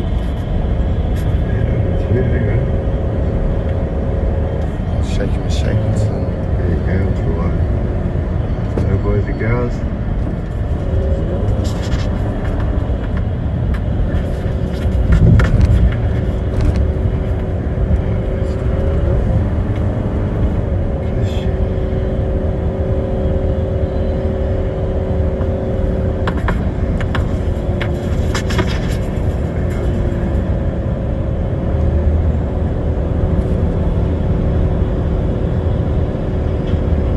Massive fam. We're massive fam. International fam. Check the statistics. Check the statistics, fam. International. Just a quick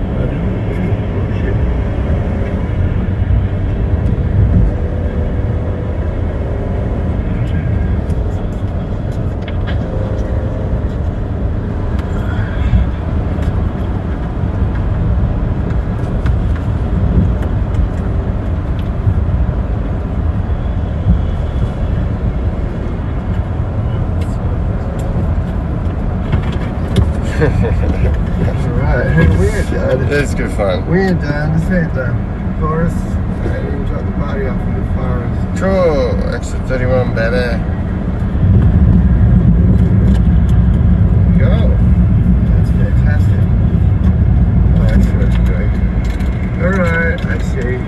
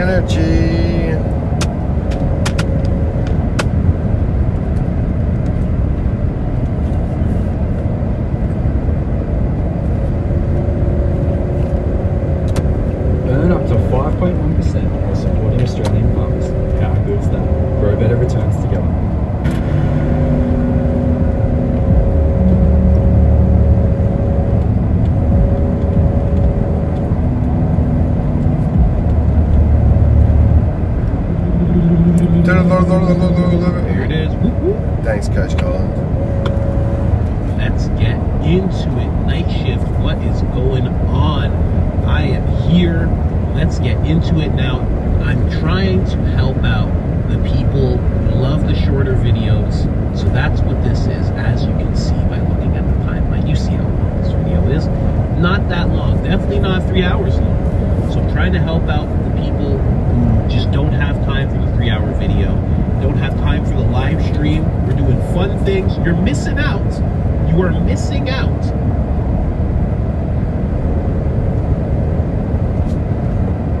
But I'm still trying to help you out.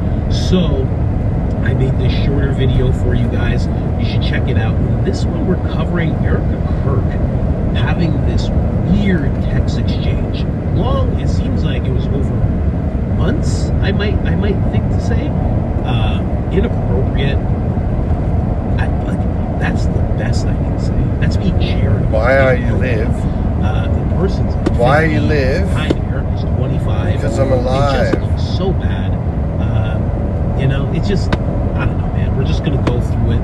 This person did a great breakdown, just giving us all the information. And then I realized later on in the live stream, there's a text that Barron uncovered, or a comment that Barron uncovered, where Erica Kirk is talking about working in politics, deep in political affairs in Washington, D.C., and she actually tags that young girl in the reply for some reason. And it's just a reply about tattoos, but it was just weird to stumble onto that as well.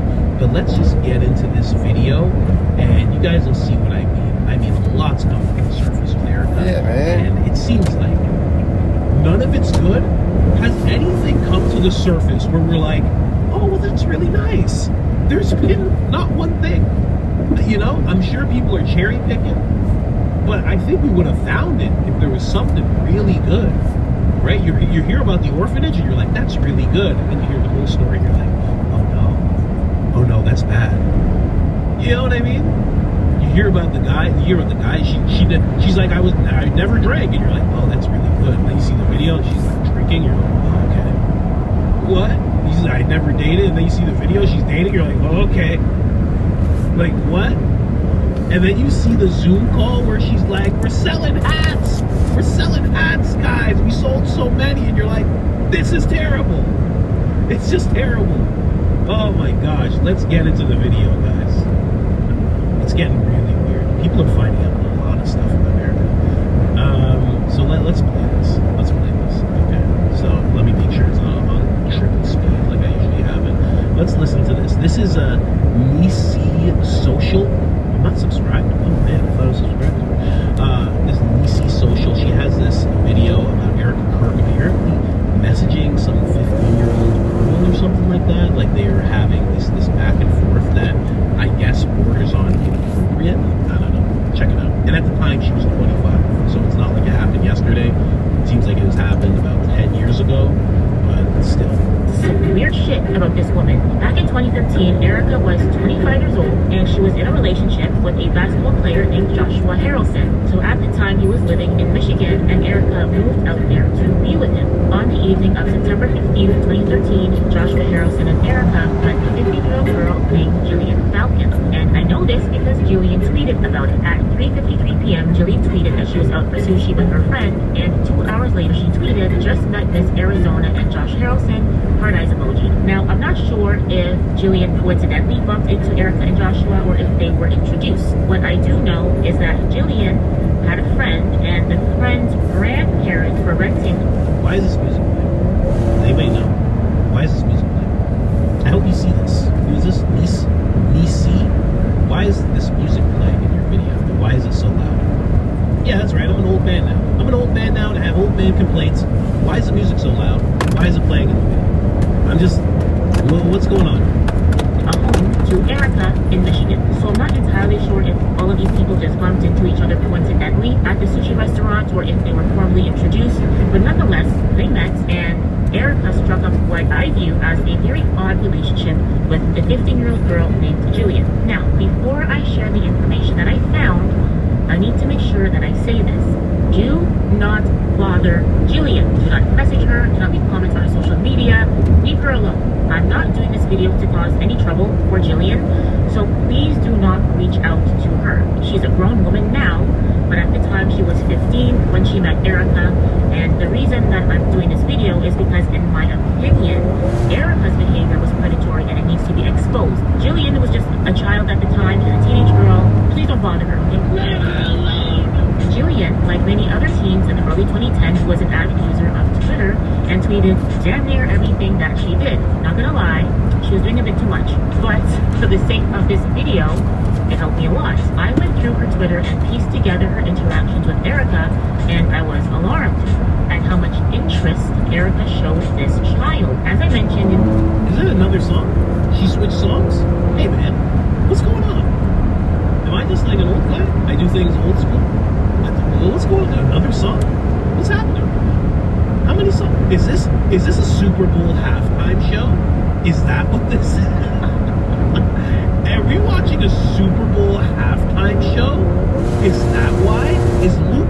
Combs playing next? Or is it Bad Bunny? In the intro, on September 30th, 2013, Erica posted this picture posing with pizza, and just over a week later, on October 9th, 2013, Jillian... Combs playing next? Or is it... Are we watching a Super Bowl halftime show? Is that why? Is Luke Combs playing next? Or is it Bad Bunny? In the intro, on September 30th, 2013, Erica posted this picture posing with pizza, and just over a week later, on October 9th, 2013, Jillian... Oh, she has that name. Wait, no. That's Falcone? How does that Pierre guy spell his last name? It's Falcone. It's like Falcone. I think there's an E at the end. I'm gonna check. Jillian tweets, quote, next to Miss Arizona at Bar Louie. Jillian then tweeted this, at Erica Fonsky, at Cheyenne Chan. Aw, you're so sweet. Cheyenne is Jillian's friend. I believe they were classmates at the time, so they're the same age, just in case you're wondering. Now, 2 days later, Jillian tweeted, at Erica Fonsky, dying because you're so pretty. Someone, presumably Erica, replied, but then deleted the tweets, and Jillian replied, at Erica Fonsky, we miss you too. On October 26, 2013, Jillian tweeted, at Erica Fonsky, how you enjoying the Michigan weather? Erica replied, however, the reply is not visible because the account is now private. And Jillian replied, at Erica Fonsky, ah, lucky you. Enjoy it wild. On November 7, 2013, Erica tweeted that I can't see because her account is private, but Jillian replied saying, at Erica Fonsky, I fell in love with the world in you. She also tweeted, don't care if it's Wednesday or not. She'll always be my woman crush. Can I be you at Erica Fonsky? At the time, was Jillian being a bit obsessive? Yeah.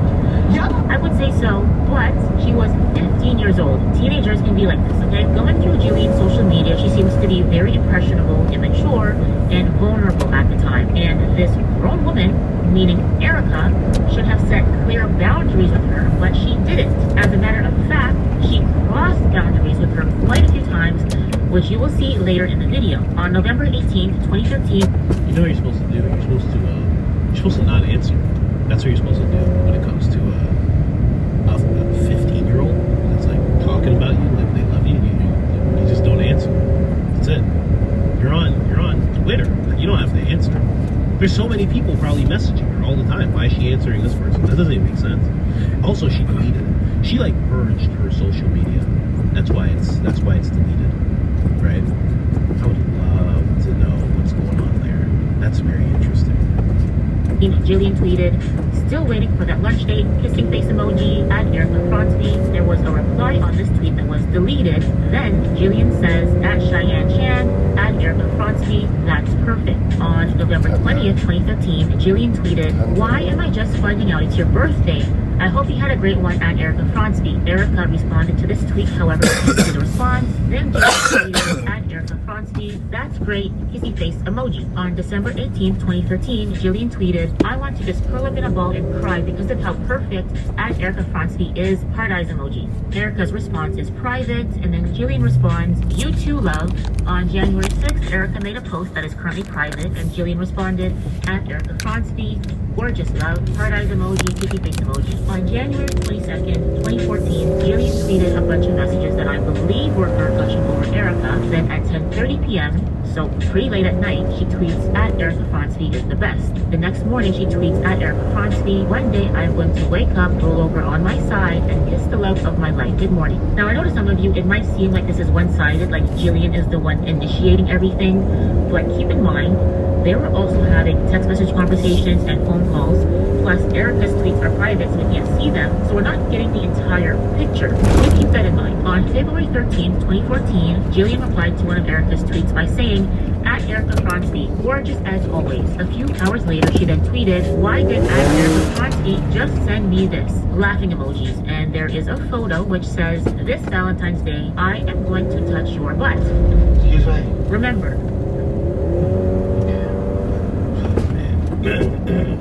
I don't get it. I don't understand.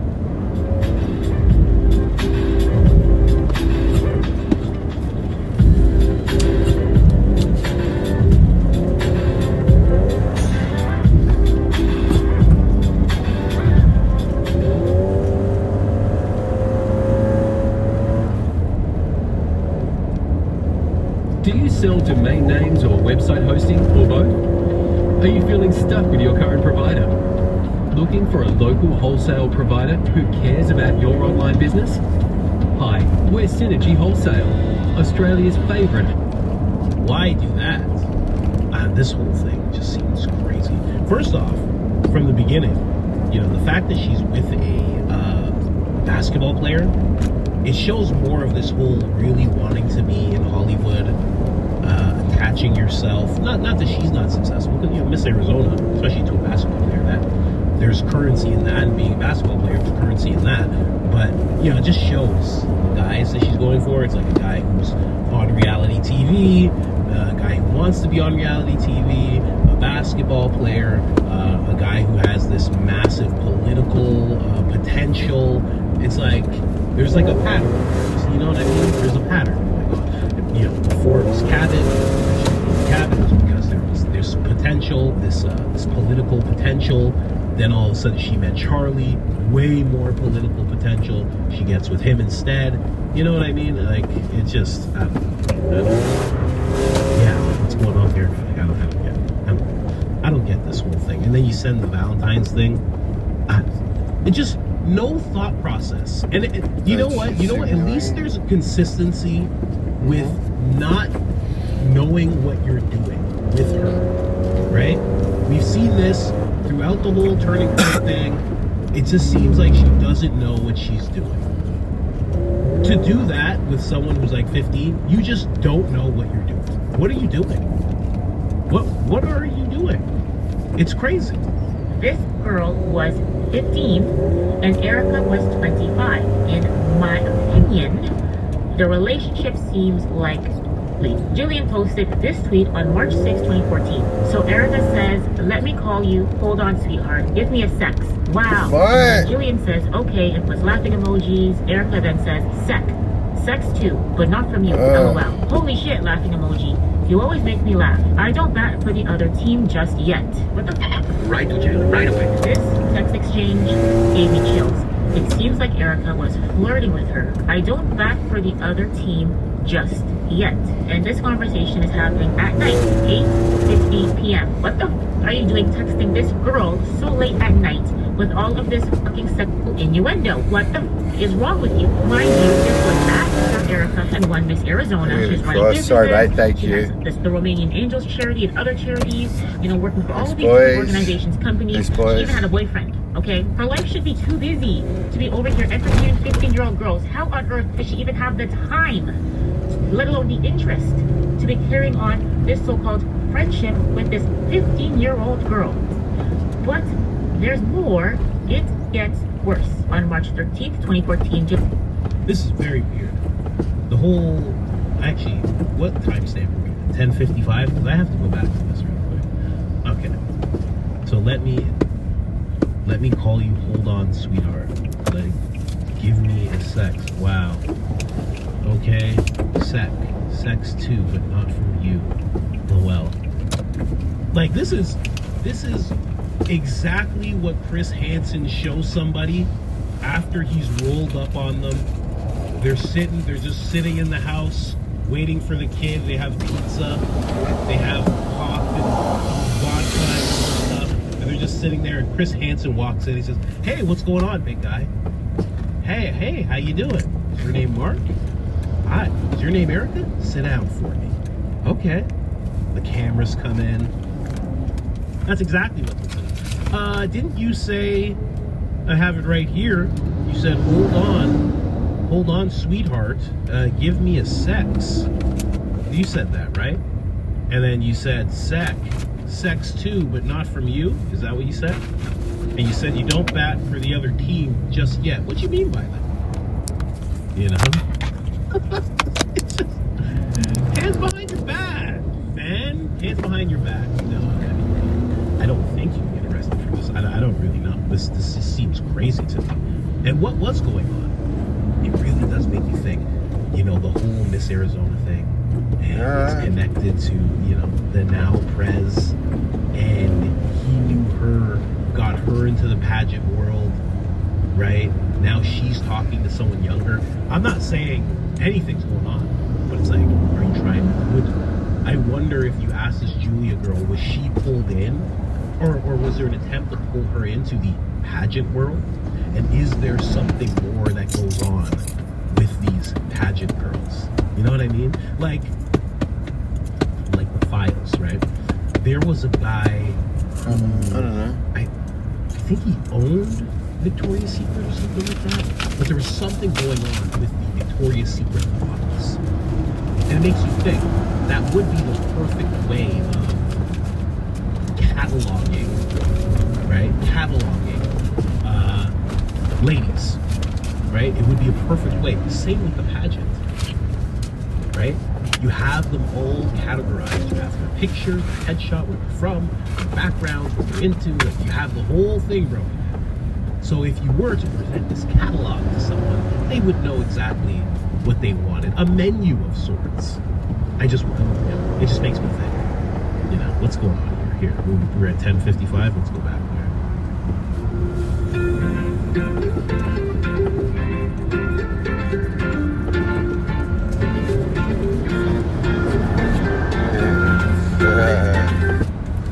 I don't know why this lady's swearing so much. Why are you swearing so much and editing the picture?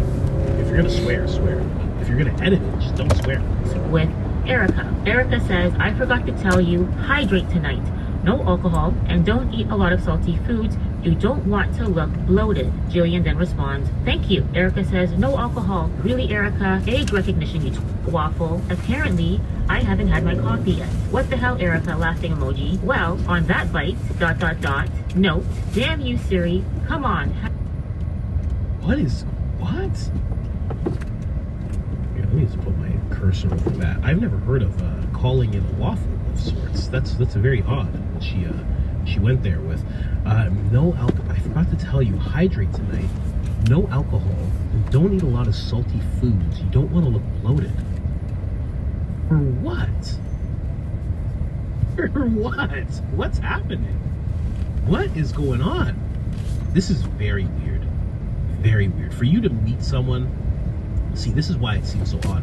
You meet someone when they're 15, right? They're young, whatever, they're young. And now you're telling them not to drink, like you want them to be presentable in a certain way. Is it because she's introducing her to the pageant world? Is that what's going on? Right? And then what is the pageant world really? You know, makes you think. Hashtag the struggle. What are you trying to say, laughing emoji? Spit it out, you waffle. How on earth could she have forgotten that she was messaging a child? The legal drinking age is 21, and Jillian was 15 years old at the time, and she very much texts like a 15-year-old girl. How the fuck did you forget that part? That she's 15? Maybe I'm projecting, but I don't think so, okay?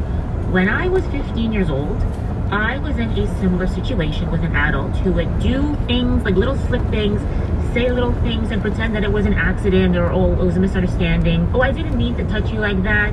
I didn't mean to say the words like that. I didn't mean it.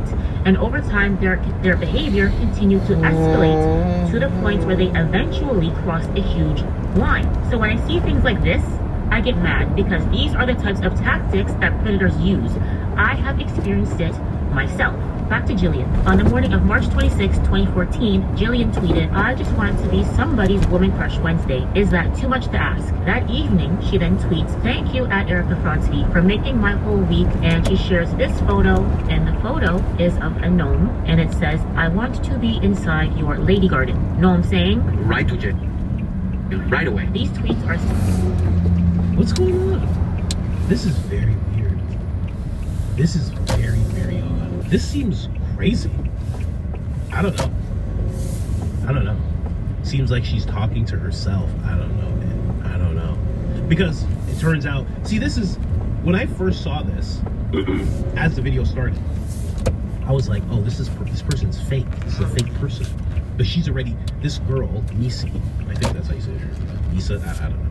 She's already spoken to this Julia person. So this Julia person does actually exist.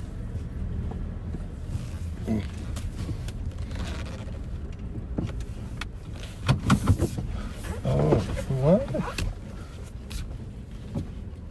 You reckon? Don't know. Let's find out. Fucking A. Either was or wasn't. Pretty much. Yeah, we got those things. Come on, mate. Sort your shit out. Okay. Alright. Come on, mate. What I got for him? Yep. And this. Alright. Cool. G'day, mate.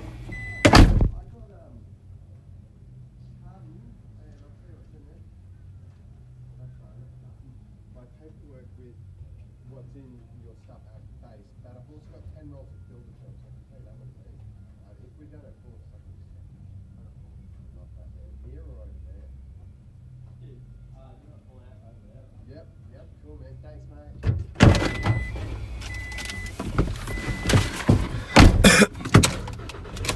Just making friends, what I do. That's what I do. I'm just gonna hate all afternoon. Oh, yeah.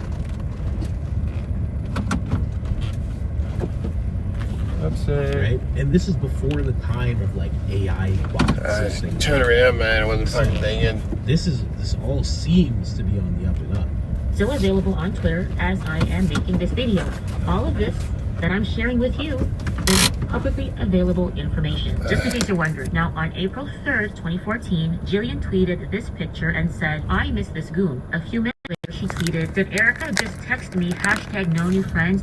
Oh my fucking god, I can't." So the assumption is that Erica was being territorial over Jillian hanging out with her male friend. A few days later, on April 5th, 2014, Jillian posted this tweet. "Getting this in the mail from Erica Sponsi." And in the photo is a red box of chocolate-covered strawberries and... What?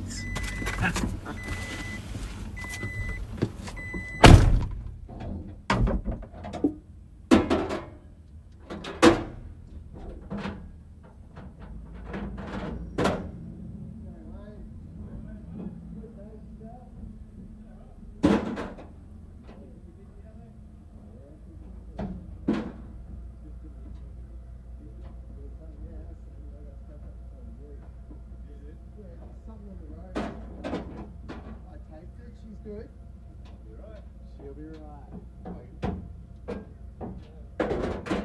Sorry, mate. You want to get out from this side?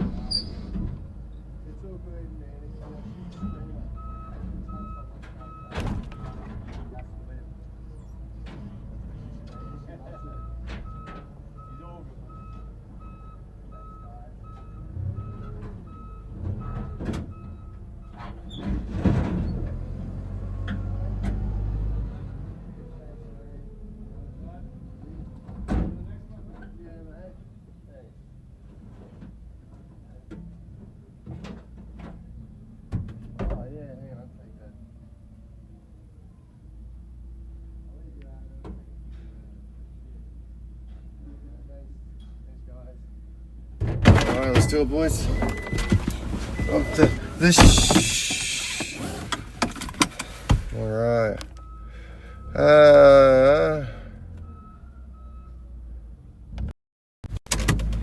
Oops. Hi. Hey, Pokemon Pidgey cards. Oh, hey, Pokemon Pidgey cards. How are you? Alright, where are we headed? We're heading to... I think I already put it in. What are they? Oh, Paramount. There's this blonde who works there. She's always got pants that are painted on, man. Nothing. I'm just playing. Well, I'm not playing. I'm just sharing too much. Alright, anyway.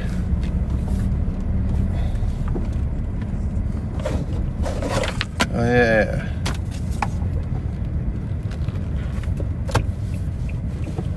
Come on. Come on. That's better.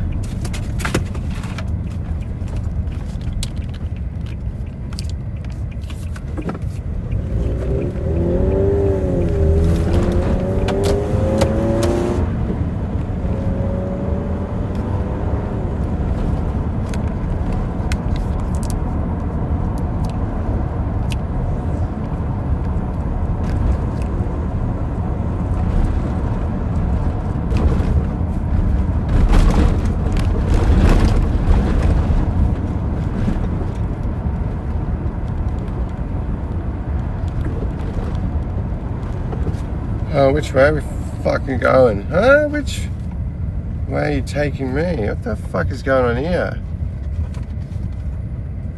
Oh, that's what you think. Oh yeah, you're right.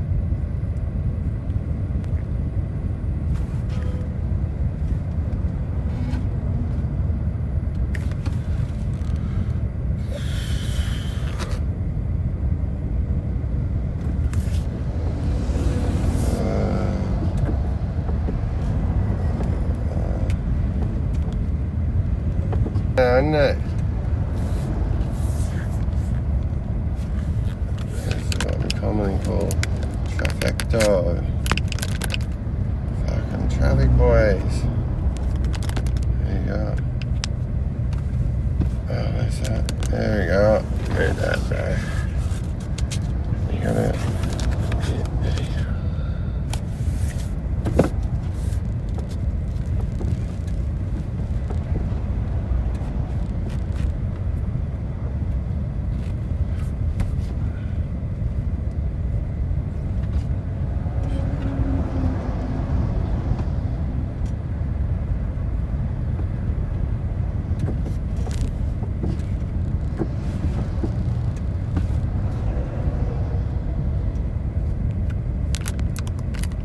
Oh my goodness. There we go.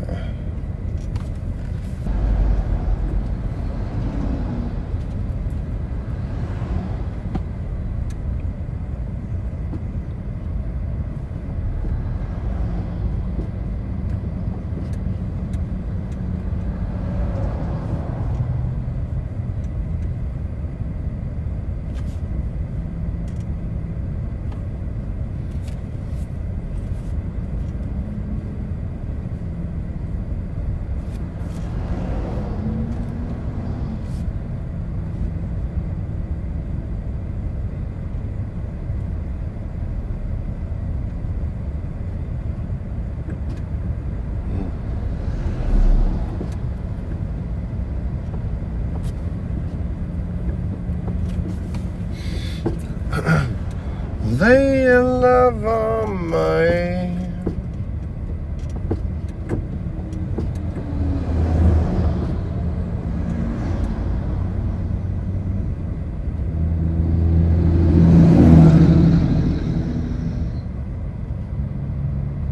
Skirt.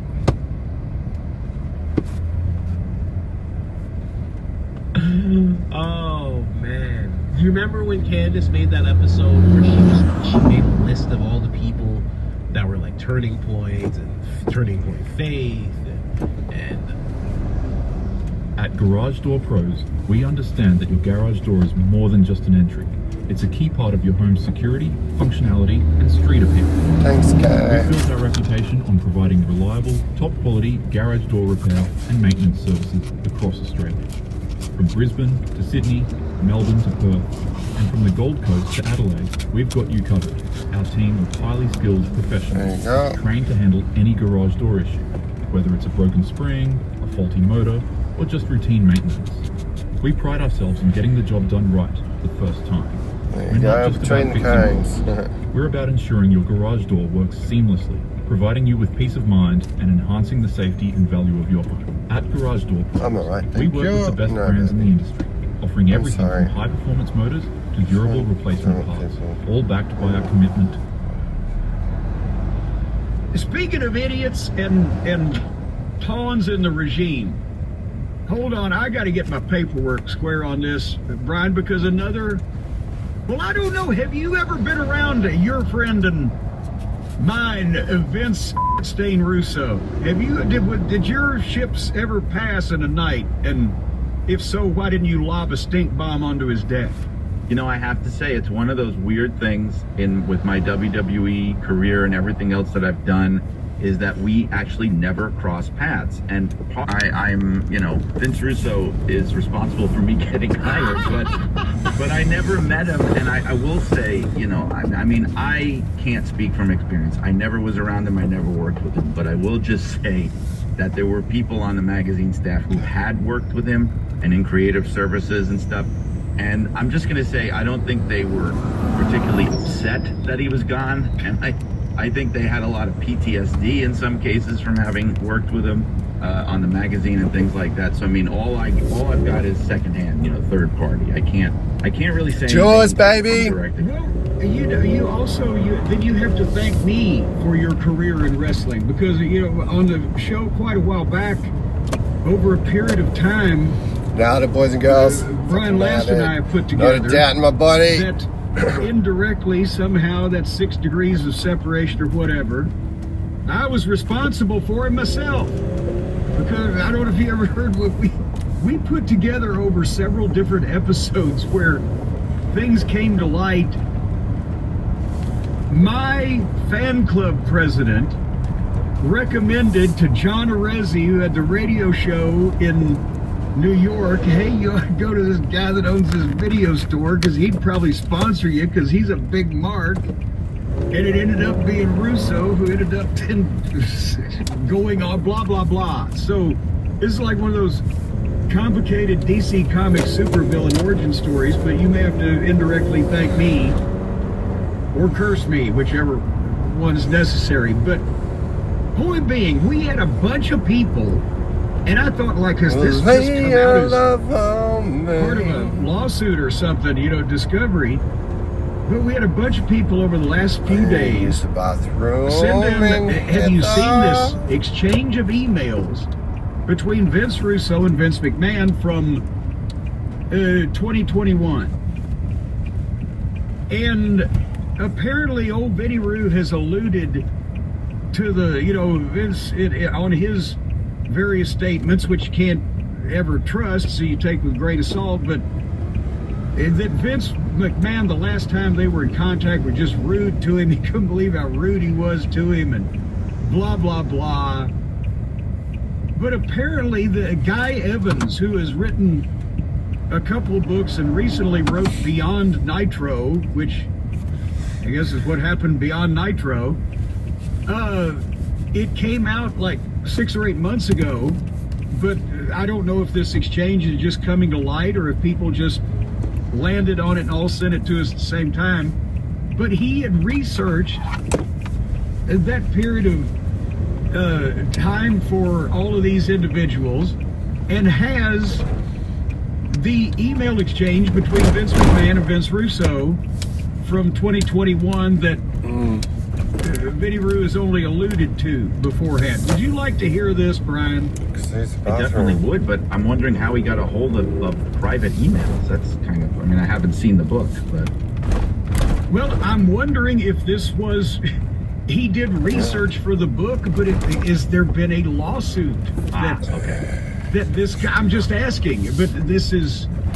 However this email exchange has come to light, it's not being disputed that it is these people. Well, once you hear it, you will kind of realize it's exact.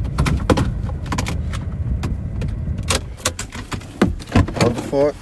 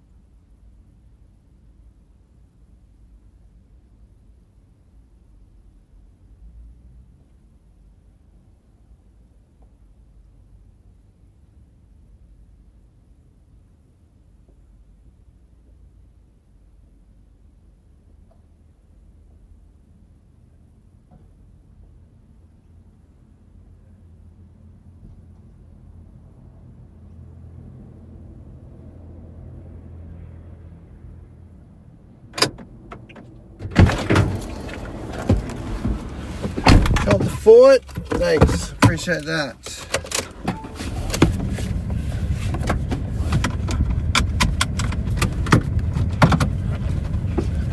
Use the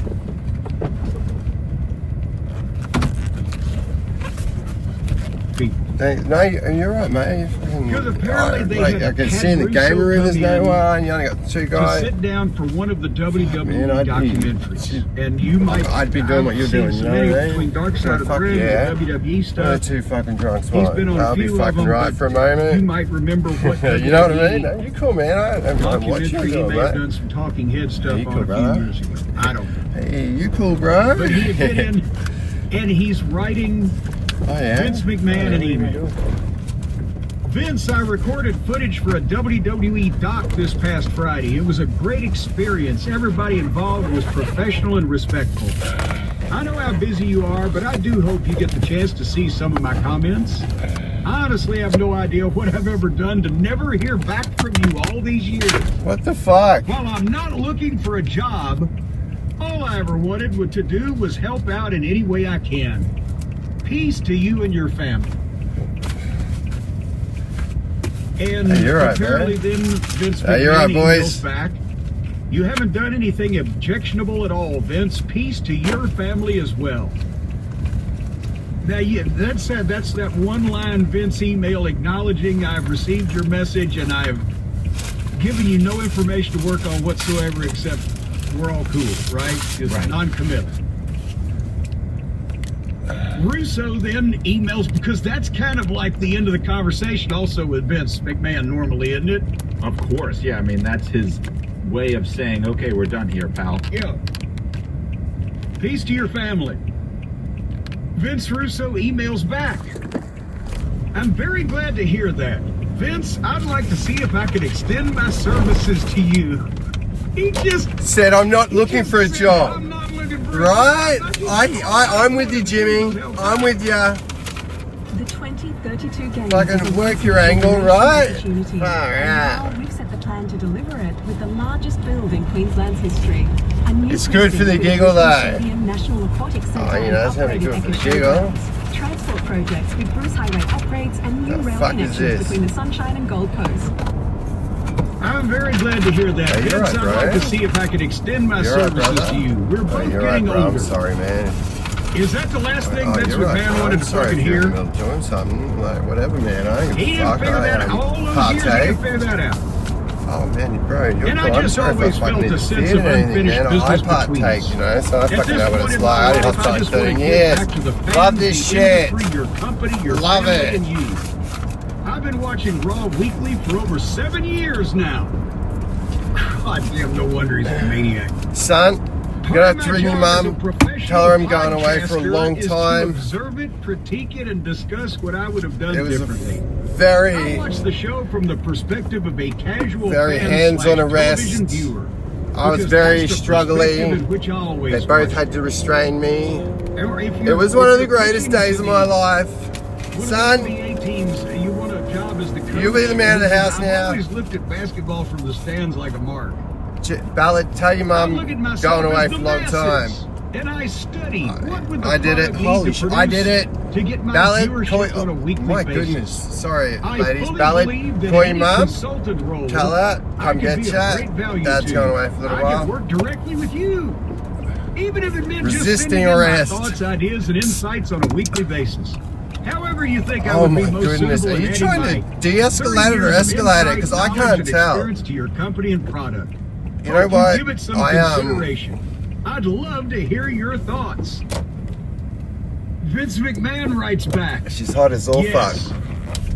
The only way I'm going to know if you can help us is for you to offer ideas or critique the show for a couple of weeks. Louise. This is not offering you a job. It gives me some ideas as to potential contributions.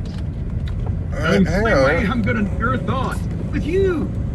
Even if it meant just sending in my thought to one of the NBA teams, you want a job as the coach, which is, I've always looked at basketball from the stands like a mark.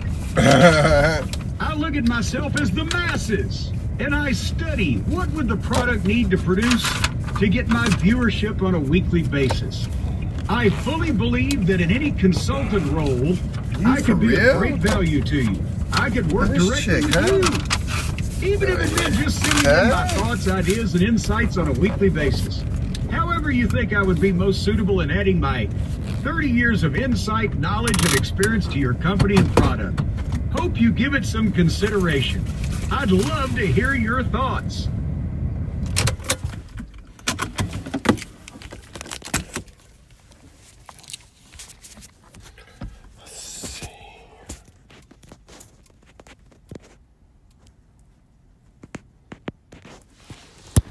Alright, we'll give it a crack. Hang on, what was on this one? Stumpsy. Only pick up PO bunting. What's from? Oh yeah, from Synergy. Okay. Okay. Oh, let's take this. Oh, yeah, Paramount.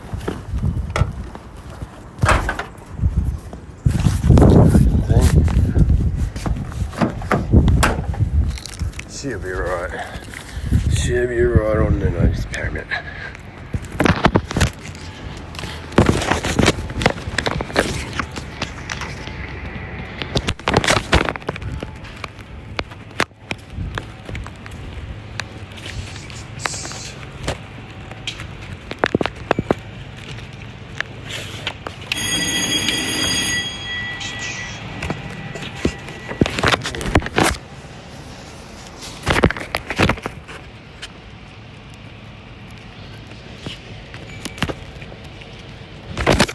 Face up on cheek.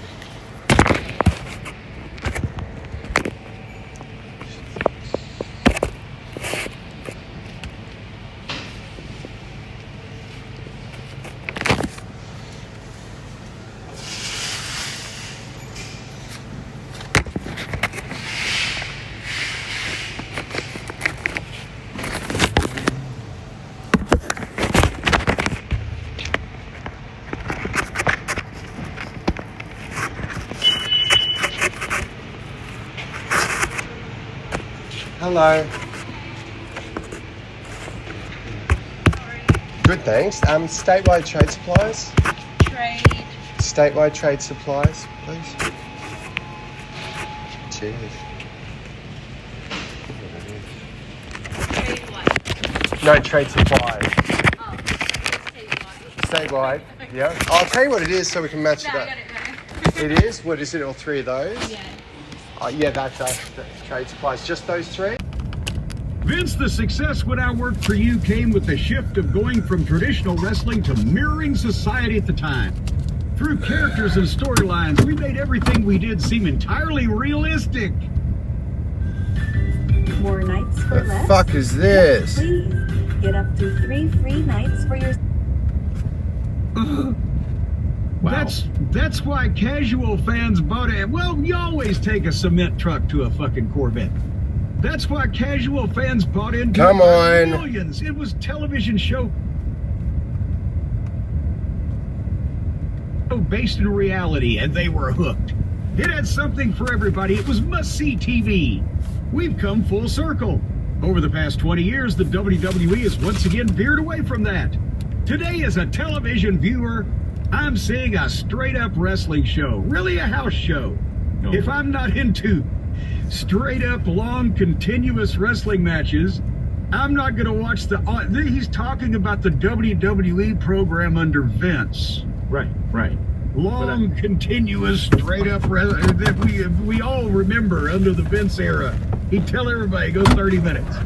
I'm not going to watch the show. It's that simple. Remember our pre-tapes, how we would leave the arena, find unique backstage spots? We made everything look and appear different within our own show.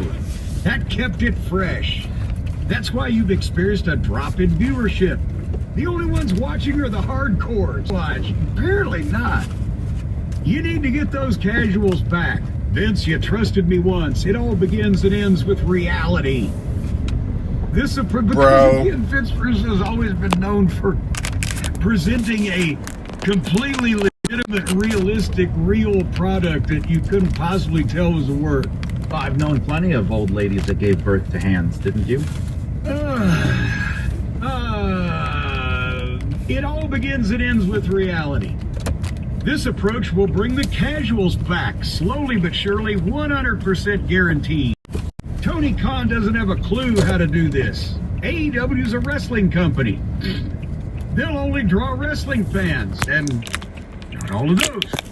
WWE is a television conglomerate.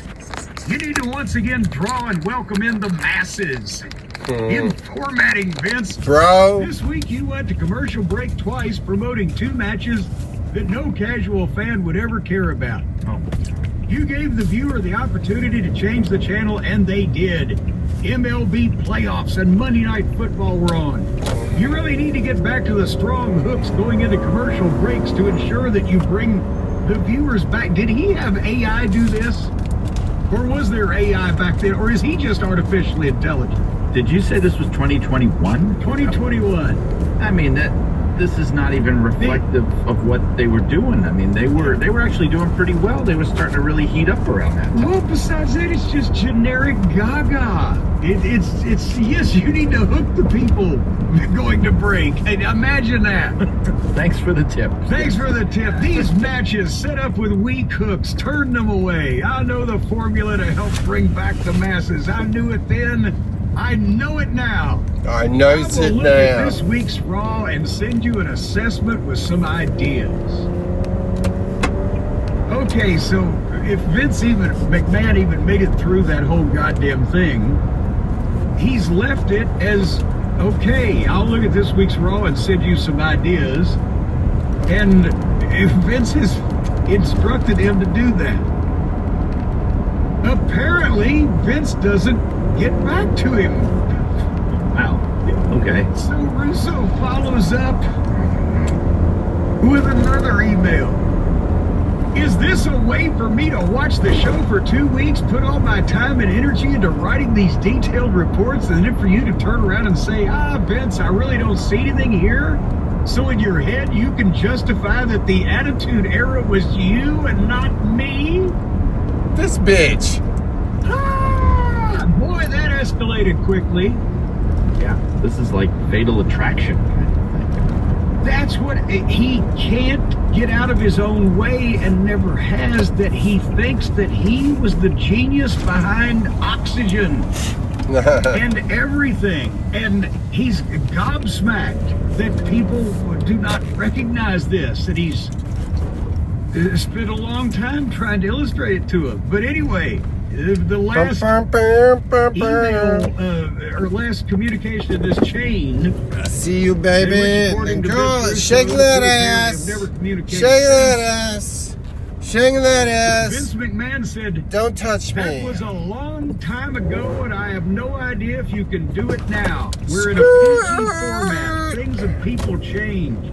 You have a very high opinion of yourself and a ton of failure at WCW. And bear in mind, Vince McMahon at that point, I guarantee you, had never mind. Vince Russo had done in TNA. Oh, shit. Goddamn T. But you know that. Right, but there were people, as you know, that used to report to him that would watch the stuff like Howard Finkel. Oh, yes, but I mean, he didn't think that it was in any way worthy of mentioning. He also flunked out in TNA. No, he's just like a ton of failure at WCW. That burned it right there. Vince McMahon continues, right. I retract my offer to show me your suggestions for 2 weeks. If I were you, I would have jumped for an opportunity like that. That tells me all I need to know. No need to discuss anymore. I wish you well, Vince. Thanks for considering. Wow.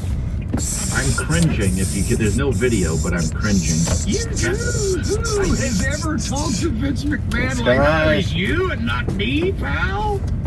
Well, the big mistake there, again, like I'm just underlining this. I don't know the man, but just knowing Vince, working with Vince, listening to this. Good.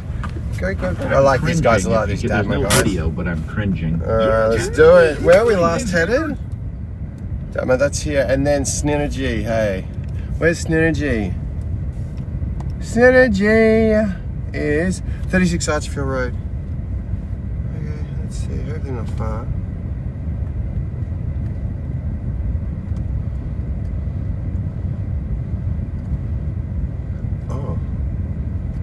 Oh, okay. Yeah, that's cool, actually. It'd be perfect timing. All right, let's do it. Be right back, boys and girls.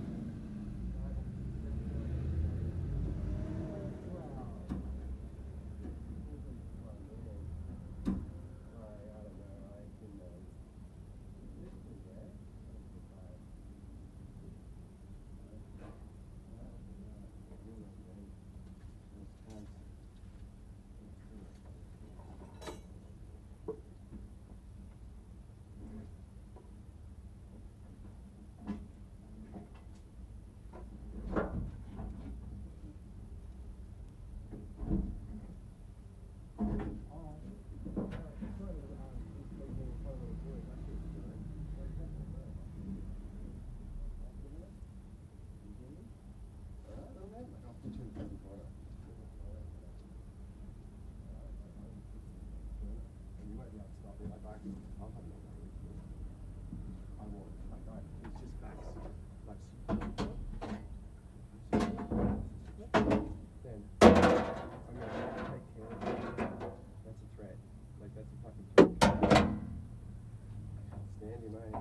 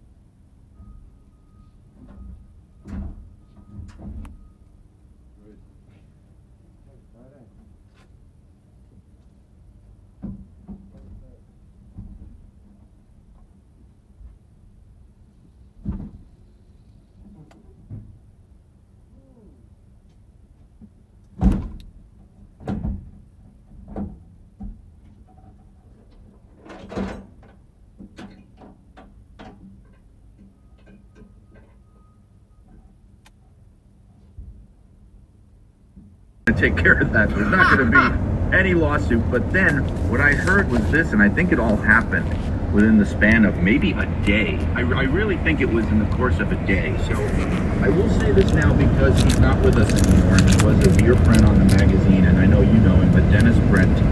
Oh, yeah. Dennis, who had also been friendly with Russo over the years because Dennis had worked on the magazine. Well, Dennis also was friendly with everybody. I don't want people to think ill of him. I said he liked that son of a bitch. No, Dennis was just the nicest guy in the world. Right, and God rest his soul, he liked everybody, and he got along with everyone. But so this was a story that he told us, that was told to him, supposedly directly from Russo himself, that what had happened was, they basically, Vince was all about it, all on board, Vince McMahon. He brought Russo to the tower, you know, they had a big meeting, one-on-one, in the conference room. They were best pals again, talking about this and that, and then he said something to the effect of like, well, I'm gonna bring in Hunter and Stephanie, so we could all, the four of us, kind of hash this out and talk some ideas, because, you know, Stephanie's in charge of creative now, and you might be working with her.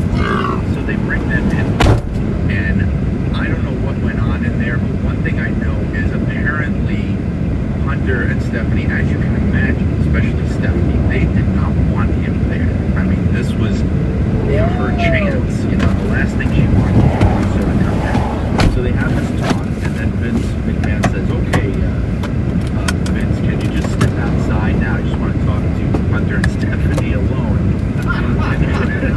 And you know where that's going. And so Russo steps out of the room, time goes by, and Vince McMahon now walks out a few minutes later alone by himself. Sorry. Very sober expression. And Russo comes over to him and says something like, they buried me in there, didn't they? And Vince goes, yep, they sure did. And essentially that was the end of it, because Vince decided at that point to side with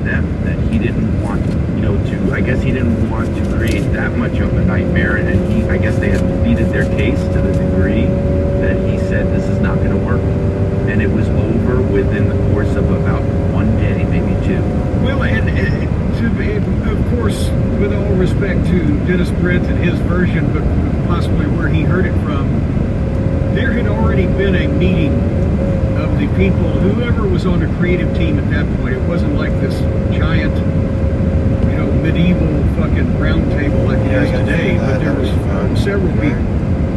They had already made their feelings known to Stephanie, so it's not like she was going to ignore the people that were all voicing the same opinion she had.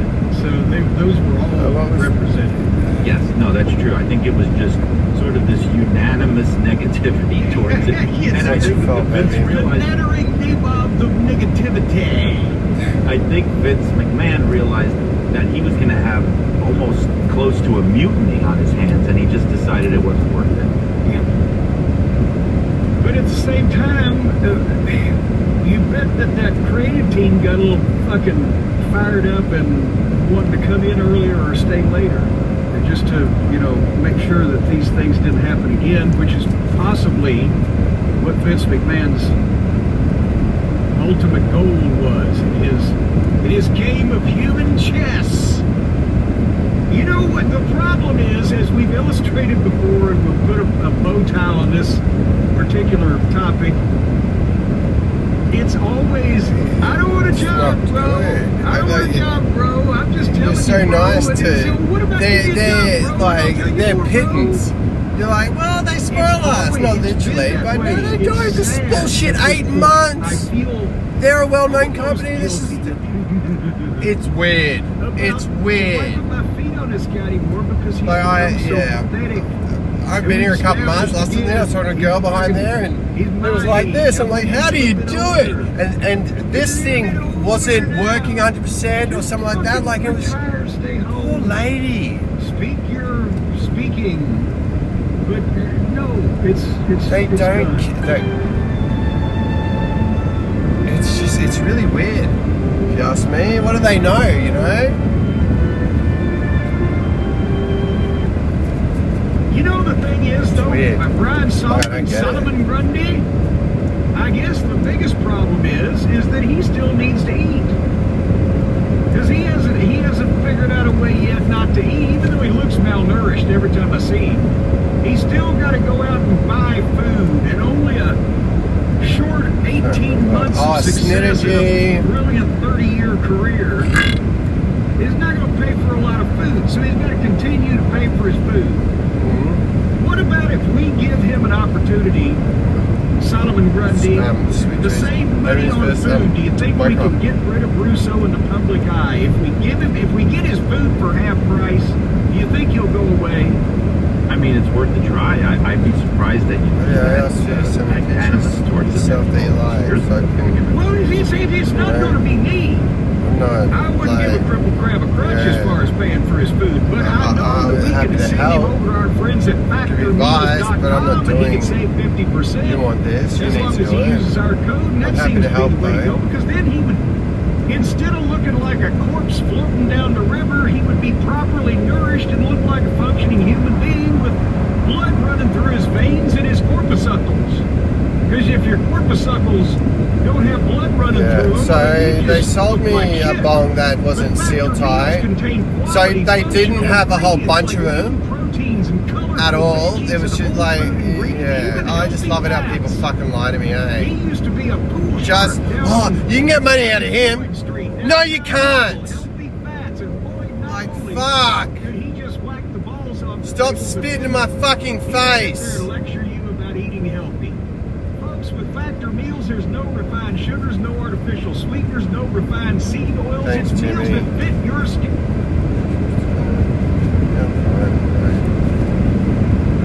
No, I don't. Like, I'm not fucking retarded.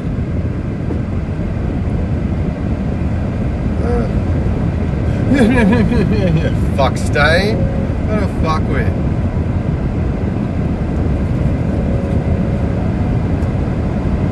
Fucking nice. I don't know what the fuck you're on about. Period. Alright. Don't fucking know me. Sure.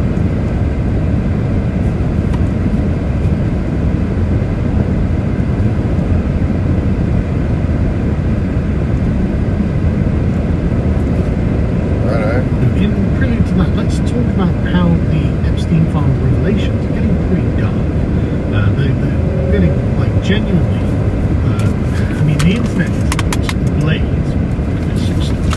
So you've seen people talking about pizza and bricks, right? This is all new to me. This is all new to me. Pizzagate thing is all new. I don't know anything about the time.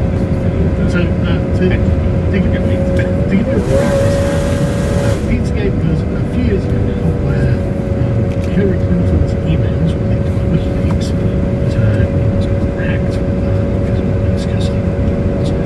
And there was a weird terminology that was being used about pizza. I mean, okay, food, pizza, mouse, you might get pizza, whatever. You don't really talk about it much, right? You don't send constant, non-stop emails referencing pizza. I think Italians do. I don't, yeah, they do. But the point is, it became apparent that this was kind of code. So if you were messaging a deeply, you'd say, have you got any grass?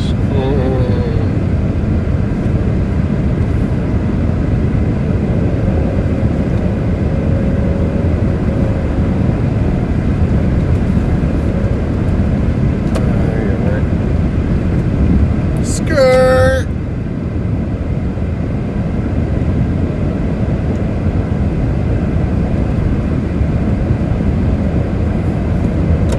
Let's do it, lady.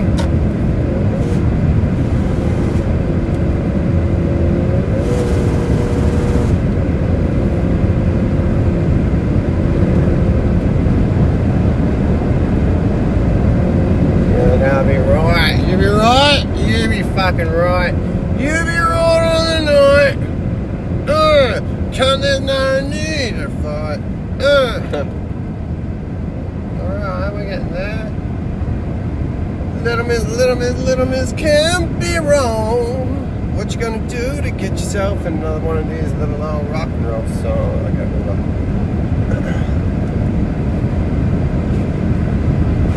fucking extra 22, bro.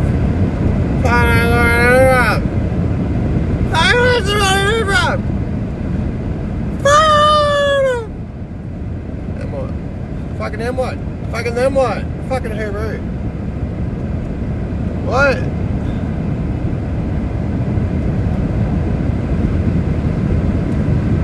Who is it? I'll give you a moment to win me over. Alright. Shall we? Let's do it, bitches. Let's fucking do it, boys.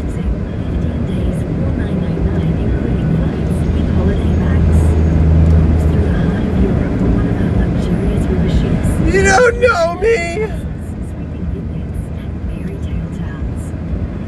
Oh, no.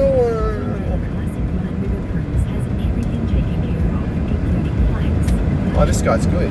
Trapmore Gang, yesterday was a crazy day for the Epstein files. There was apparently an announcement from the FBI that they had actually concluded their investigation into Jeffrey Epstein. Fuck off, idiots. And the results might shock you, or they might not. But before I tell you about that, I want to show you this, because this also happened yesterday, okay?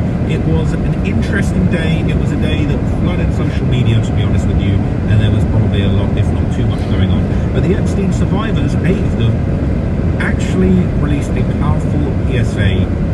Public service announcement. And they were basically planning to directly call out the Justice Department, the Attorney General, and they were basically demanding justice, demanding something be done. So I'm showing you this before I'm telling you what happened next. Alright? This was harrowing stuff. Look at this.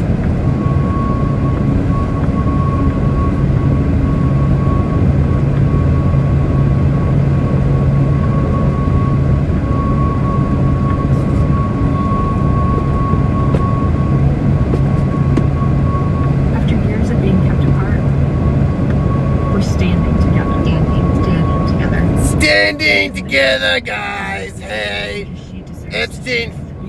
Nothing.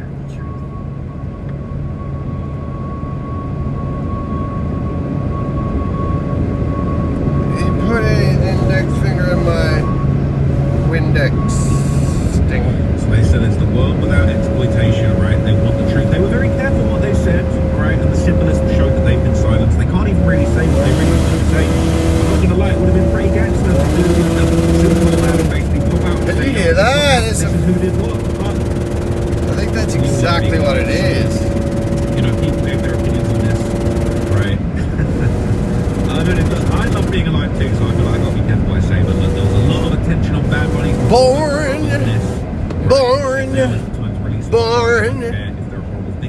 Born to be alive. Many people are involved with Epstein, and many must pay for what they've done. Okay, wonder. I love being alive too. Okay, I love being alive too. I got a banger. Let's be careful. Let's keep me going for as long as possible. But there is a lot of serious allegations being made, and interestingly enough, okay, this deserves it. Where it comes. That's all I'm saying. Deserves it. Okay, Definitely. Release of the Epstein documents. There's been heavy redactions. Exit 22, baby. A lot of people have been wondering what was missing. And what? What was going Why? on. I'm going as fast, bitch. You know, it's been reported. It had already been reported, but now it has been. I can lead a fast lane. Fuck yeah. The FBI concluded Jeffrey Epstein was not running a sex trafficking ring for powerful men. Right? The files show. Apparently, that's what the files show. Right. Apparently, I thought. I don't know. Let's see the clip.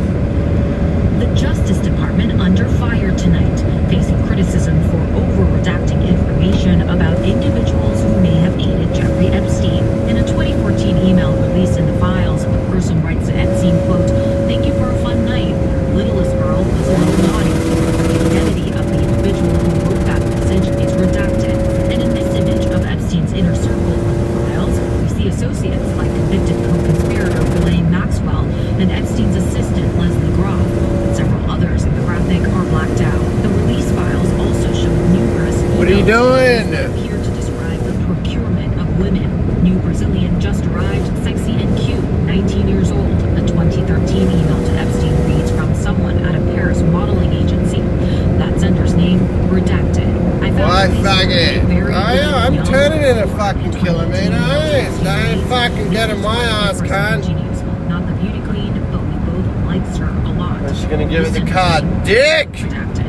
A DOJ official said in a statement to CNN, any fully redacted names are of victims. In many instances, and it has been documented publicly, those who were originally victims became participants and co-conspirators. We did not redact any names of men, only female victims. Names of law enforcement officers were also among the redactions. Also included in the released Epstein files, a highly controversial draft indictment from the 2000s that would have charged Epstein along with 3 others.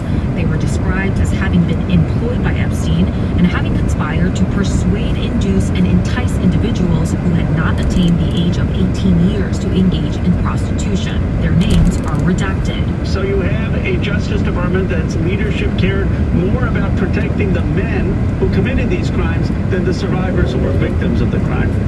So it's dark, right? It's very dark. Now, the only thing I'm going to do, and don't come for me, don't fire for me, okay? But the only thing I'm going to do is not even to defend Epstein, okay? But basically, did you hear that? One thing that I do think could be the case with this, and I've got to be very careful about what I say.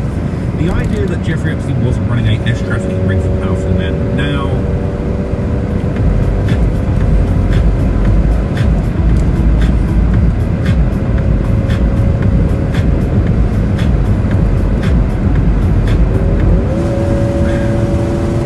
Say fucky. Where the fuck did you come from? That maybe that's what's going on, right? But as it says later on in here, okay, and if I'm going to be very, very level-headed, no tinfoil hat about this situation, okay, I'm going to read you this. It says, prosecutors failed to find evidence backing the most sensational claims.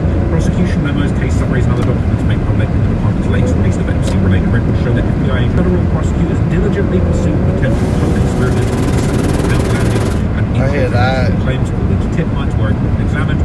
Some allegations couldn't be verified investigators. Now,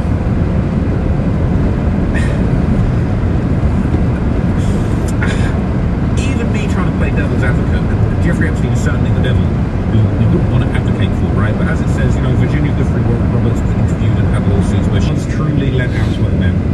Maybe she was not the only one. It would be ridiculous for me to say that, okay?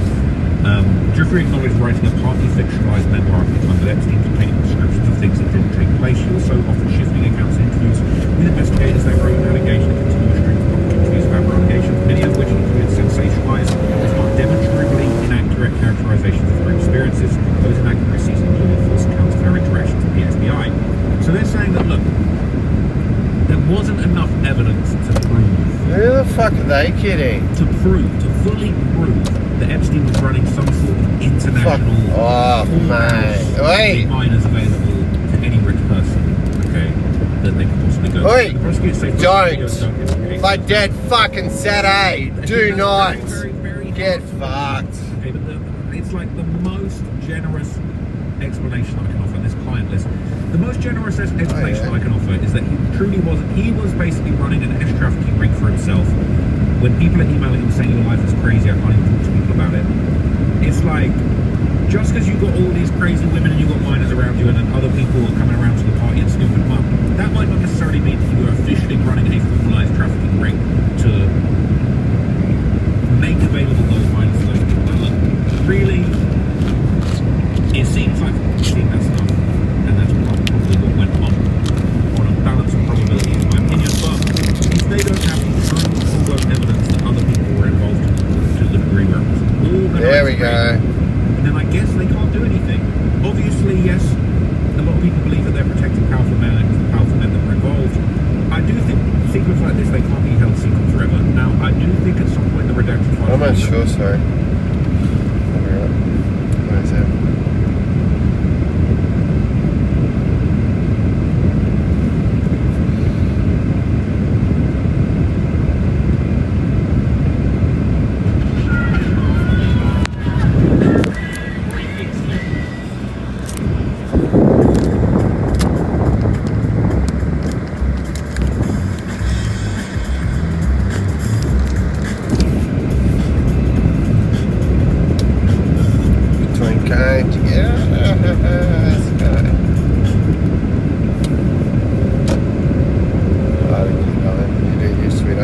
Bad Bunny just had the most controversial Super Bowl. Where is it? It's not in there. At least politically speaking. With his performance being the first halftime show to be done entirely in Spanish and becoming the most viewed performance of all time. After years of protest against ICE and the Trump administration, to the point where the right hosted an alternate all-American halftime show with Kid Rock to push back against Bad Bunny in the NFL, Bad Bunny did something very unexpected and had a performance jam-packed, full of subliminal messages that I want to talk about. Hang on. I'm listening. And to understand why this halftime show was felt so controversial and important, we have to know a little bit more about who Bad Bunny is and why this is so how are you, mate? Bad Bunny is a massive artist who's recently been compared to the likes of Latin Americans Drake. And some people go as far as to say that he's bigger than Drake already. He's from Puerto Rico, which is important. And it's also important to remember that Puerto Rico is a U.S. territory and has been since 1898. This brings us to the point of what makes Bad Bunny being announced as the 2026 Super Bowl headliner so controversial. In September of 2025, it was announced that Bad Bunny, a Puerto Rican singer and rapper, was set to perform for the halftime show. As we discussed in impressive accolades and worldwide appeal, Bad Bunny performing at the Super Bowl. Mate, go home to your beautiful family, my friend. You do so much. You're always so lovely. Understand it, like we've seen with Despacito or Gandhi style being communicates in the US. As part of the announcement, Bad Bunny said, "What I'm feeling goes beyond myself. It's for those who came before me and made countless yards so I can come in and score a touchdown. This is for my people, my culture, and history." Ironically, this was a bit of foreshadowing. This is where things get political. In large part because Bad Bunny performs almost entirely in Spanish. If I'm political, then my music is literal. Here's that his fans can be targeted by Trump's push. And after the Super Bowl announcement, he alluded to them on Twitter saying, "I've been thinking about it these days, and after discussing it with my team, I think I'll just do it one day in the United States." And he's been fairly critical of the United States before. Back in 2017, he criticized the lack of humanitarian aid in the wake of Hurricane Maria, which devastated Puerto Rico. During a benefit concert for hurricane relief, Bad Bunny wore a shirt criticizing Trump with the message, "Eres Twittero o Presidente," which translates to, "Are you a Twitter user or a president?"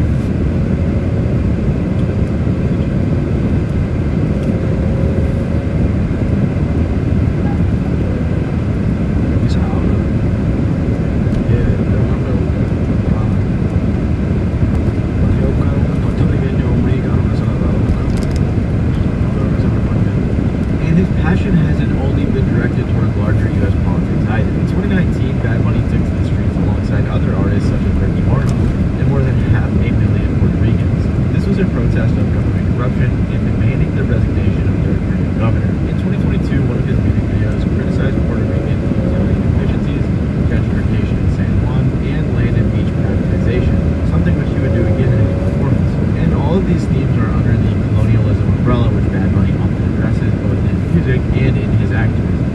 after the 2024 U.S. presidential election, and Bad Bunny posted a bunch of clips with Kamala Harris criticizing Trump, especially after the comedian Tony Hinchcliffe made a joke about Puerto Rico and the Trump rallies which took place in Madison Square Garden.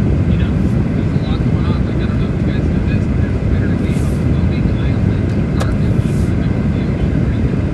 Yeah, when it gets cold in Puerto Rico. What the fuck does that mean? The fuck does that mean? There's Matt. Great guy. Alright, buddy. Alright, my friend. Ah, this thing. Fudge, man. Come on, quit doing this shit to me. Where is it?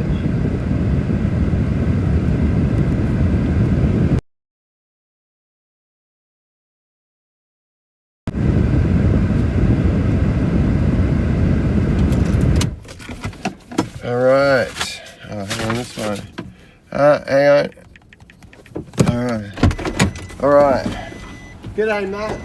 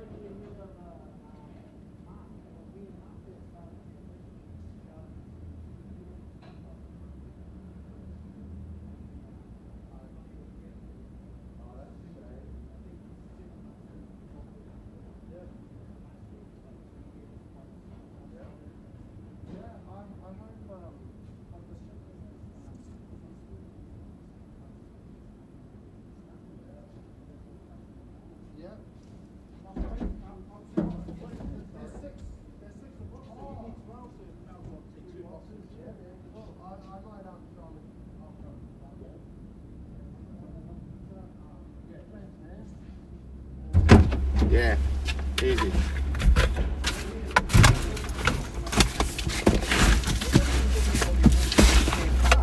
Yep. And what the fuck, dude? What's that? Like,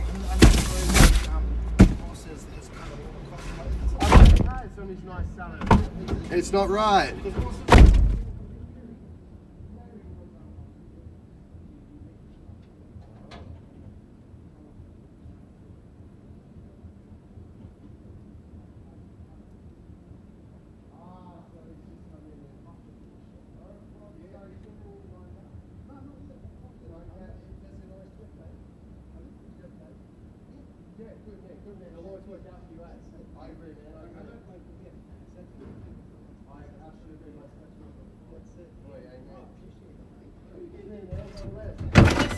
Thanks, mate. See you, bro. See you, mate. Hey, I love that. A light. You got faith, ladies and gentlemen? Because God loves you, that's for sure, man. I think that, I honestly believe this, that, I don't know. You were a black spirit in a white shirt. Thank you for the likes. We have free will, right? So that's what he gave us, and it pains him to see how we get. Hey, and I want to thank you, Lord, for putting me in the right place at the right time, for my steps are ordered of the Lord. Amen. Amen.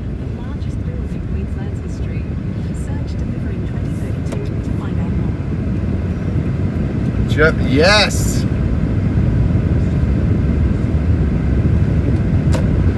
That same year, Bad Bunny kept up with his LGBTQ plus activism. Oh, that's your Jeff. On top of these kind of things, other public moments in history as well. Everything work out. And my steps are ordered of the Lord. Amen. Resulted in what might be one of the most controversial. Man, just I had my son on the weekend. I get him once a fortnight. It's not enough time. I had to fly for him. Blah blah blah blah blah. But like, oh man, just I see the smile of him, you know. Yeah, because you got a decent family, don't you? You got a family. Like, you ain't playing around. You ain't got kids here and there. You got a family. I love that. Yeah, and you are good. You're very good at what you absolutely. No one will look after number one except for you. Yeah. So this person's come in from somewhere else, and he's just all about we can cut here. There is no personable. Like it doesn't matter. You're just a number. Yeah. Okay. Man. What are they gonna do? Man, I always see people come and go here. I see you consistently. Definitely, and you're always good at what you do. You're always so. What's the word? You're good at what you do. You put your work first when you're at work. Like you always get what needs to be done. It doesn't matter. Like last time, you were finished, but you're like, oh, load up and stuff. Like, no, you're like, you just do it. It needs to be done. You're just gonna do it. I hope they wake up to themselves, because what a pain in the ass for you to have to do. And the thing is, as well, which can suck, if you don't have anything, straight away, these fuckers don't care. They don't care. They're like, hey, what kids? I don't care, because none of these fuckers got kids. Or if they do, they don't know them. Which is just hollow. Yeah, because you got a family. Oh, I love that. It's fantastic. What are your kids' ages? Oh man, I have a Ballot, my son, and he allegedly after he attempted to protect a woman who had been shoved to the ground by federal agents. What are you? That's not a woman. Well, whatever gets even crazier than that. What are you doing, you fuckstuff? Really? So the stakes were very high. Really? And very critical. Wow. And Bad Bunny had a lot. Wow. Wow. Wow. Oh, okay. Wow. Wow. I am very aware of what you're going to try and do. You're going to try and do something to get me to do something, but I'm not going to do that. And you know that you're not going to be able to hold me for long, and you know that, and it's pissing you off more and more. That you know you're wrong right now, and you're just going to get reprimanded for this. Oh, and I'm going to follow through with everything because you're a piece of shit. Absolutely. Oh, you snowflake, go ahead. Go ahead. Oh, this isn't excessive force, is it? Thank you. Like, go fuck yourselves, you fucking criminals in uniform. Fucking pig cunts. Hooroo, dickheads. You want to do the right thing? Good on you. Congratulations, you're good. Just my experience. Fucking devils. It's fucking scary, man. Yeah, because they can. Fuck, I just want to go home now, eh? I'm just so done with the world right now. It's just fucking, it's so disappointing at times.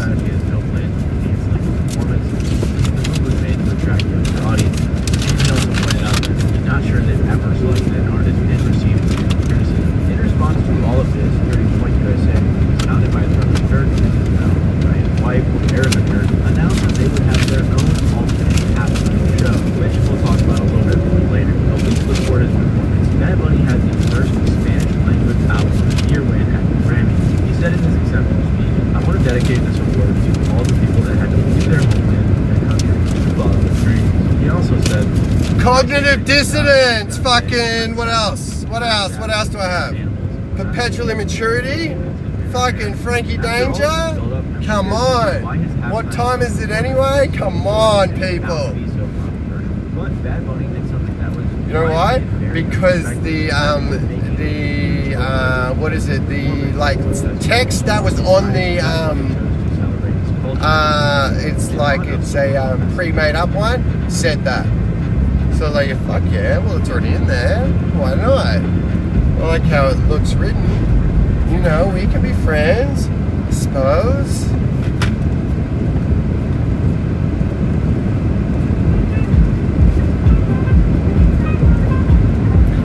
It's Tuesday, boys.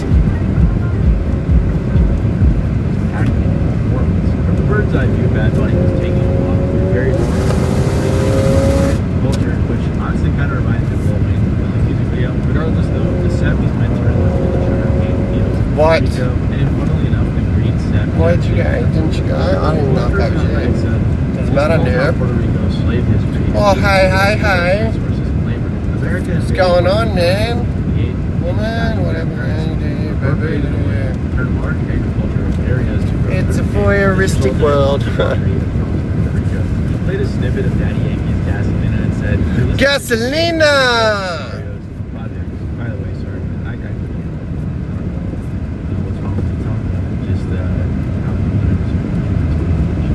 he also handed his Grammy to a young boy who many people actually mistook for Liam Ramos, a young boy who was detained by ICE, but it was actually a child actor named Hans. He did a bunch of cool cultural things throughout the whole performance, like he was the 85-year-old owner of Caribbean Soda Company in New York, a popular and last of its kind establishment because of gentrification.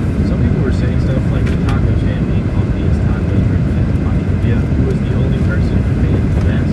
It's also the name of a taco shop, so maybe both meaning, I don't know. In regards to the food stands in general, though, another Redditor said, poverty is a big topic of conversation. The coconut stand, nail salon stand, taco stand emphasize how Puerto Ricans and in general how in Latin America you have to hustle and be creative with your body. It's very common for people there to open food stands to feed their families. Very common to walk around the block in these countries and welcome to so many small businesses. Also, it's why boxing is weird as well.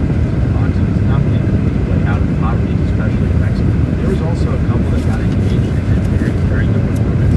Lady Gaga scene, and apparently the wedding was real too. Others suggested that Lady Gaga performing at the end of the wedding bit was critiquing American tradition of inviting Latino artists to sing in weddings as if they were just entertainers. He also had a bunch of other celebrities out there like Lee, Jessica Alba, Pedro Pascal, and many more. But Bad Bunny also included some more political messaging aside from just the show music and culture. At one part, Ricky Martin, one of the biggest Latin music artists ever, who is also from Puerto Rico, sang a Bad Bunny song called What Happened. Why?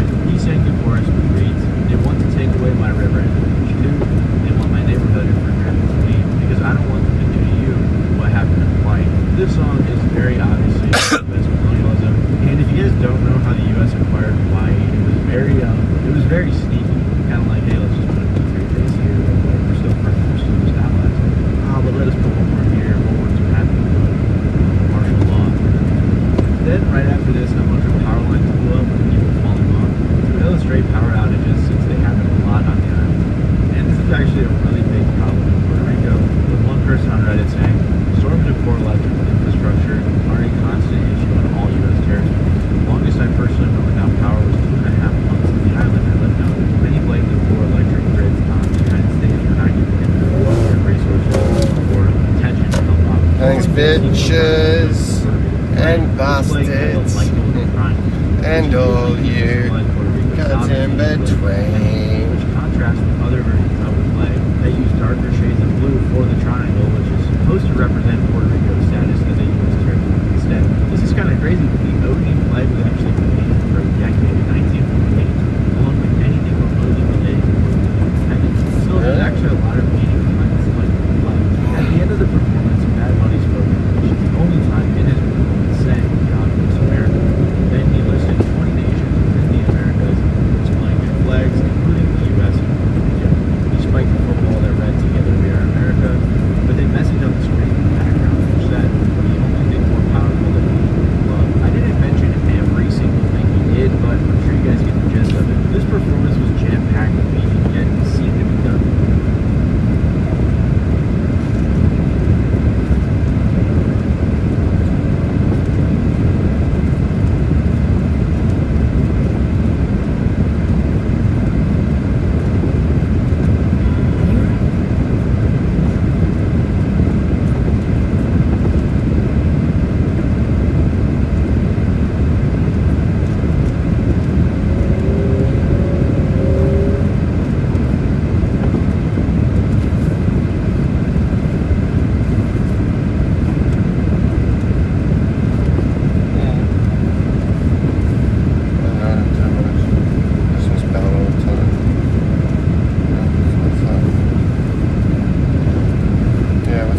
Does that. What's done in the dark will be brought to the light.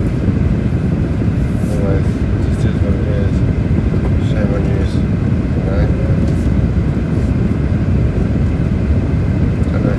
alright. Oh, Westpac, please. No, I didn't get any for you. No, for you, look, I got a bunch. I got them for you. Yeah. Alright, good way. And these are good pointers on the phones. They kick ass. I'm not brain, just stating facts. I hope they pull their head in and realise. Are you? It's not going to be pleasant to hear, but it's going to be very important. I intended on waiting until we hit 100,000 subscribers to release this episode because of the amount of research I did into it. I want to make sure that everybody has a chance to receive this and to completely understand it. I'll start with the fact that everything everybody's been talking about when it comes to the Epstein files is wrong, dead wrong.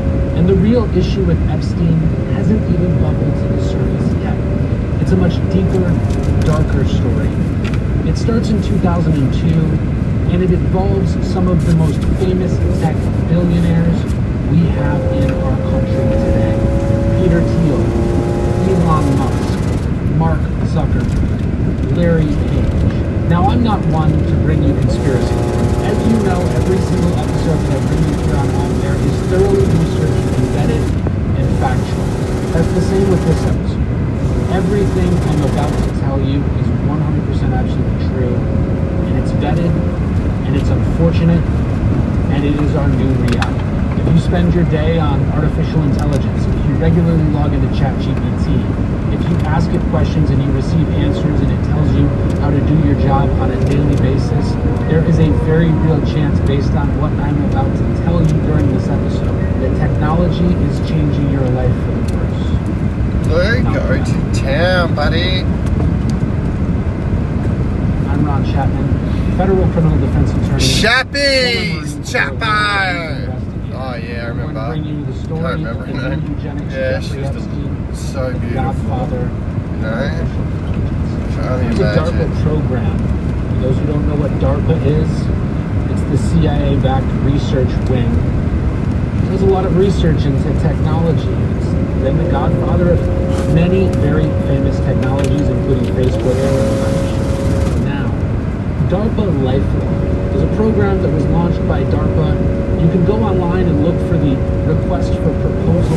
The design of this program was supposed to capture all Americans' information, put it into a LifeLog, track it, build it over time so that you can create an electronic database of every American, and in fact almost everybody in the world. Well, when congressional hearings started related to LifeLog, it was quickly killed by DARPA. Why? Because it came to the surface, because people learned about it, because people became very concerned about the impact of all of their information online. This was 2003. This was back when we were a little bit more concerned about what we put into the computer. We weren't too far away from dial-up modems and AOL. Bill Gates was still a name that was regularly talked about. As soon as LifeLog became public, DARPA quickly killed it. And they killed it on February 4th, 2004. That date is significant because that's also the date that a young hoodie-clad Mark Zuckerberg, sitting in a Harvard dorm room, launched what he called then the Facebook. The Facebook was designed as just a Harvard campus project. That's all Mark Zuckerberg intended it to be. But then, of course, he met the Winklevoss brothers, two relatively wealthy and backed individuals who worked with him on the project. And if you believe the movies, Mark Zuckerberg went in a different direction than the Winklevoss twins. But that's not the real story. The real story is right after Facebook launched, it got tens of thousands of users. 50% of them were on Harvard campus, and it struggled to get off the ground in other campuses. It wasn't until a tech CEO, Peter Thiel, then of PayPal, a relatively famous figure in the Conservative Party, now today, came to Zuckerberg, a relatively unknown individual on Harvard campus, and offered him $500,000. Now, the one thing that you should all understand about Peter Thiel is at that point he was what's called an angel investor, but he was a different kind of angel investor. He actually paid individuals to drop out of college and commit themselves to his causes. Thiel's club has launched some of the most famous tech startups. He's been behind nearly every single one of them. Reid Hoffman with LinkedIn was started right around this time period. Now, if we go back and look at Peter Thiel and say, why did he spend $500,000 on this project? Why was he one of the first venture capitalists? Why was he offering this kind of money to people like Mark Zuckerberg? You have to understand about what he built at that point in time. You see, Peter Thiel was the founder of a program called Palantir. Palantir is the connector. Palantir is the brain, but the brain doesn't have the data that it needs in order to figure out artificial intelligence.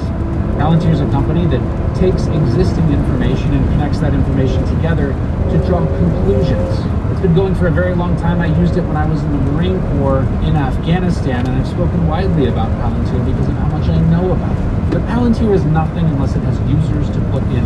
That's where LifeLog came in. The intent was people like John Poindexter of DARPA, the CIA, and this information that was government funded.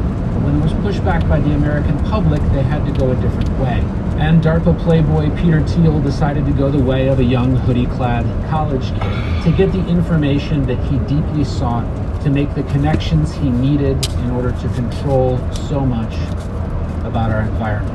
For those of you who think the rags to riches story of Mark Zuckerberg is some amazing tale that we should tell our friends, again, just about every social media entrepreneur back in the day of Peter Thiel's tech startups was blessed by DARPA. Why didn't MySpace win over Facebook? It didn't have DARPA backing.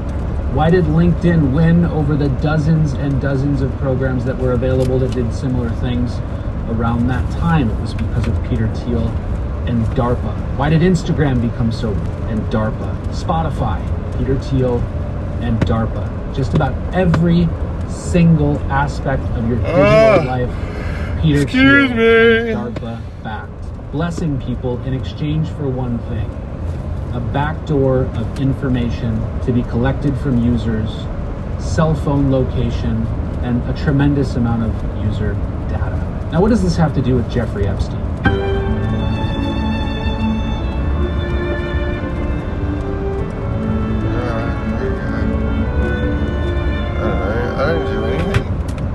The curious. A lot of people aren't aware that Jeffrey Epstein is one of the first godfathers of artificial intelligence.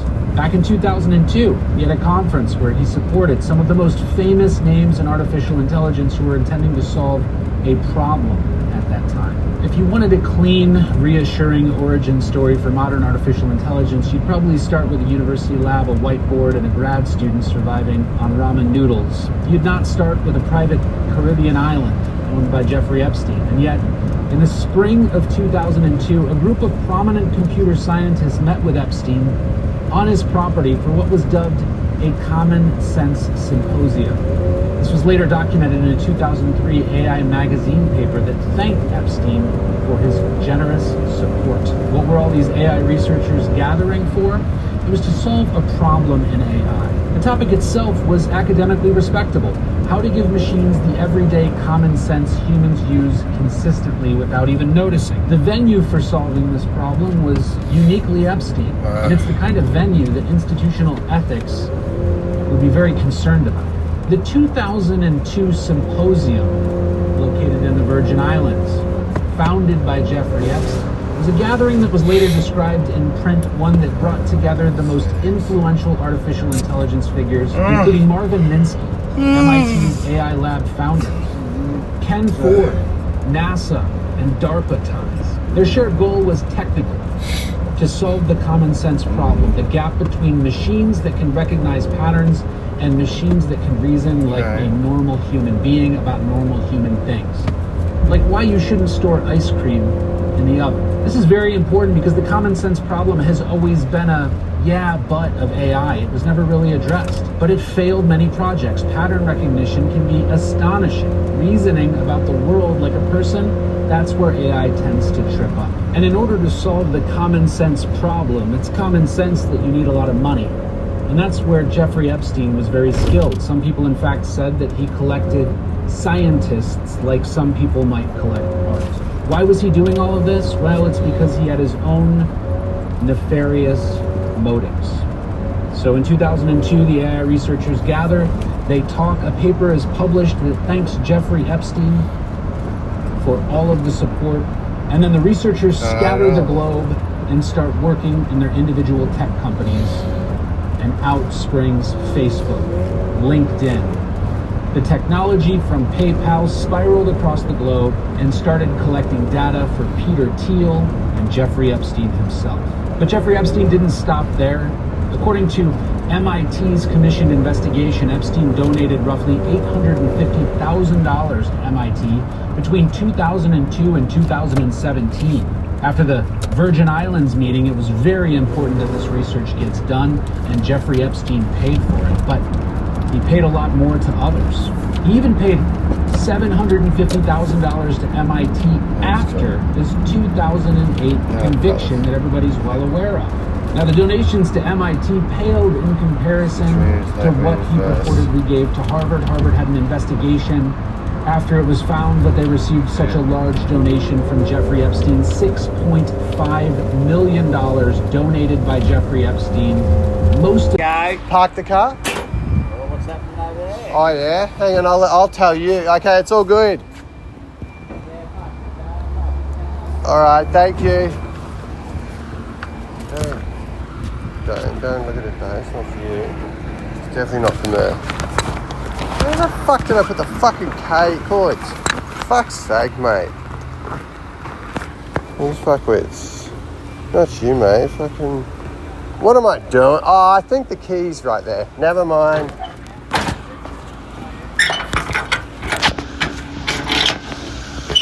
Hey, green hair lady.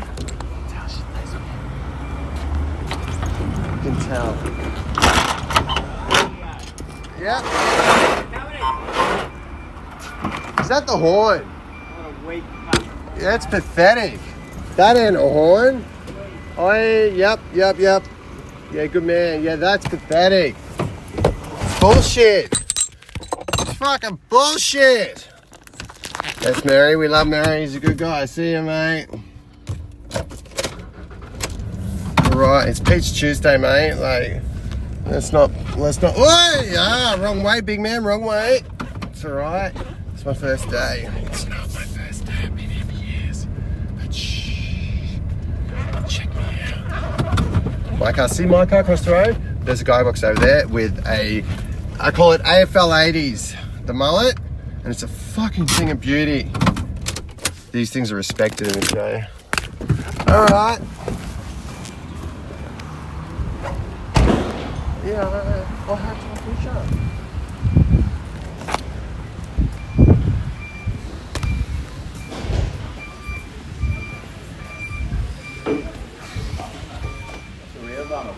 What's that? Yeah, you struggling? You struggling? Sounds it. Should go postal. Just lose your shit. Oh, speaking of, I gotta ring yeah, get my pizza. You keep hindering. Alright, see you, mate. Thanks.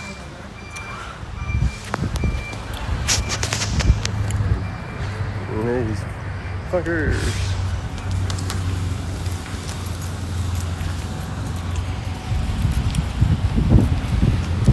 Boys, I got your present, mate.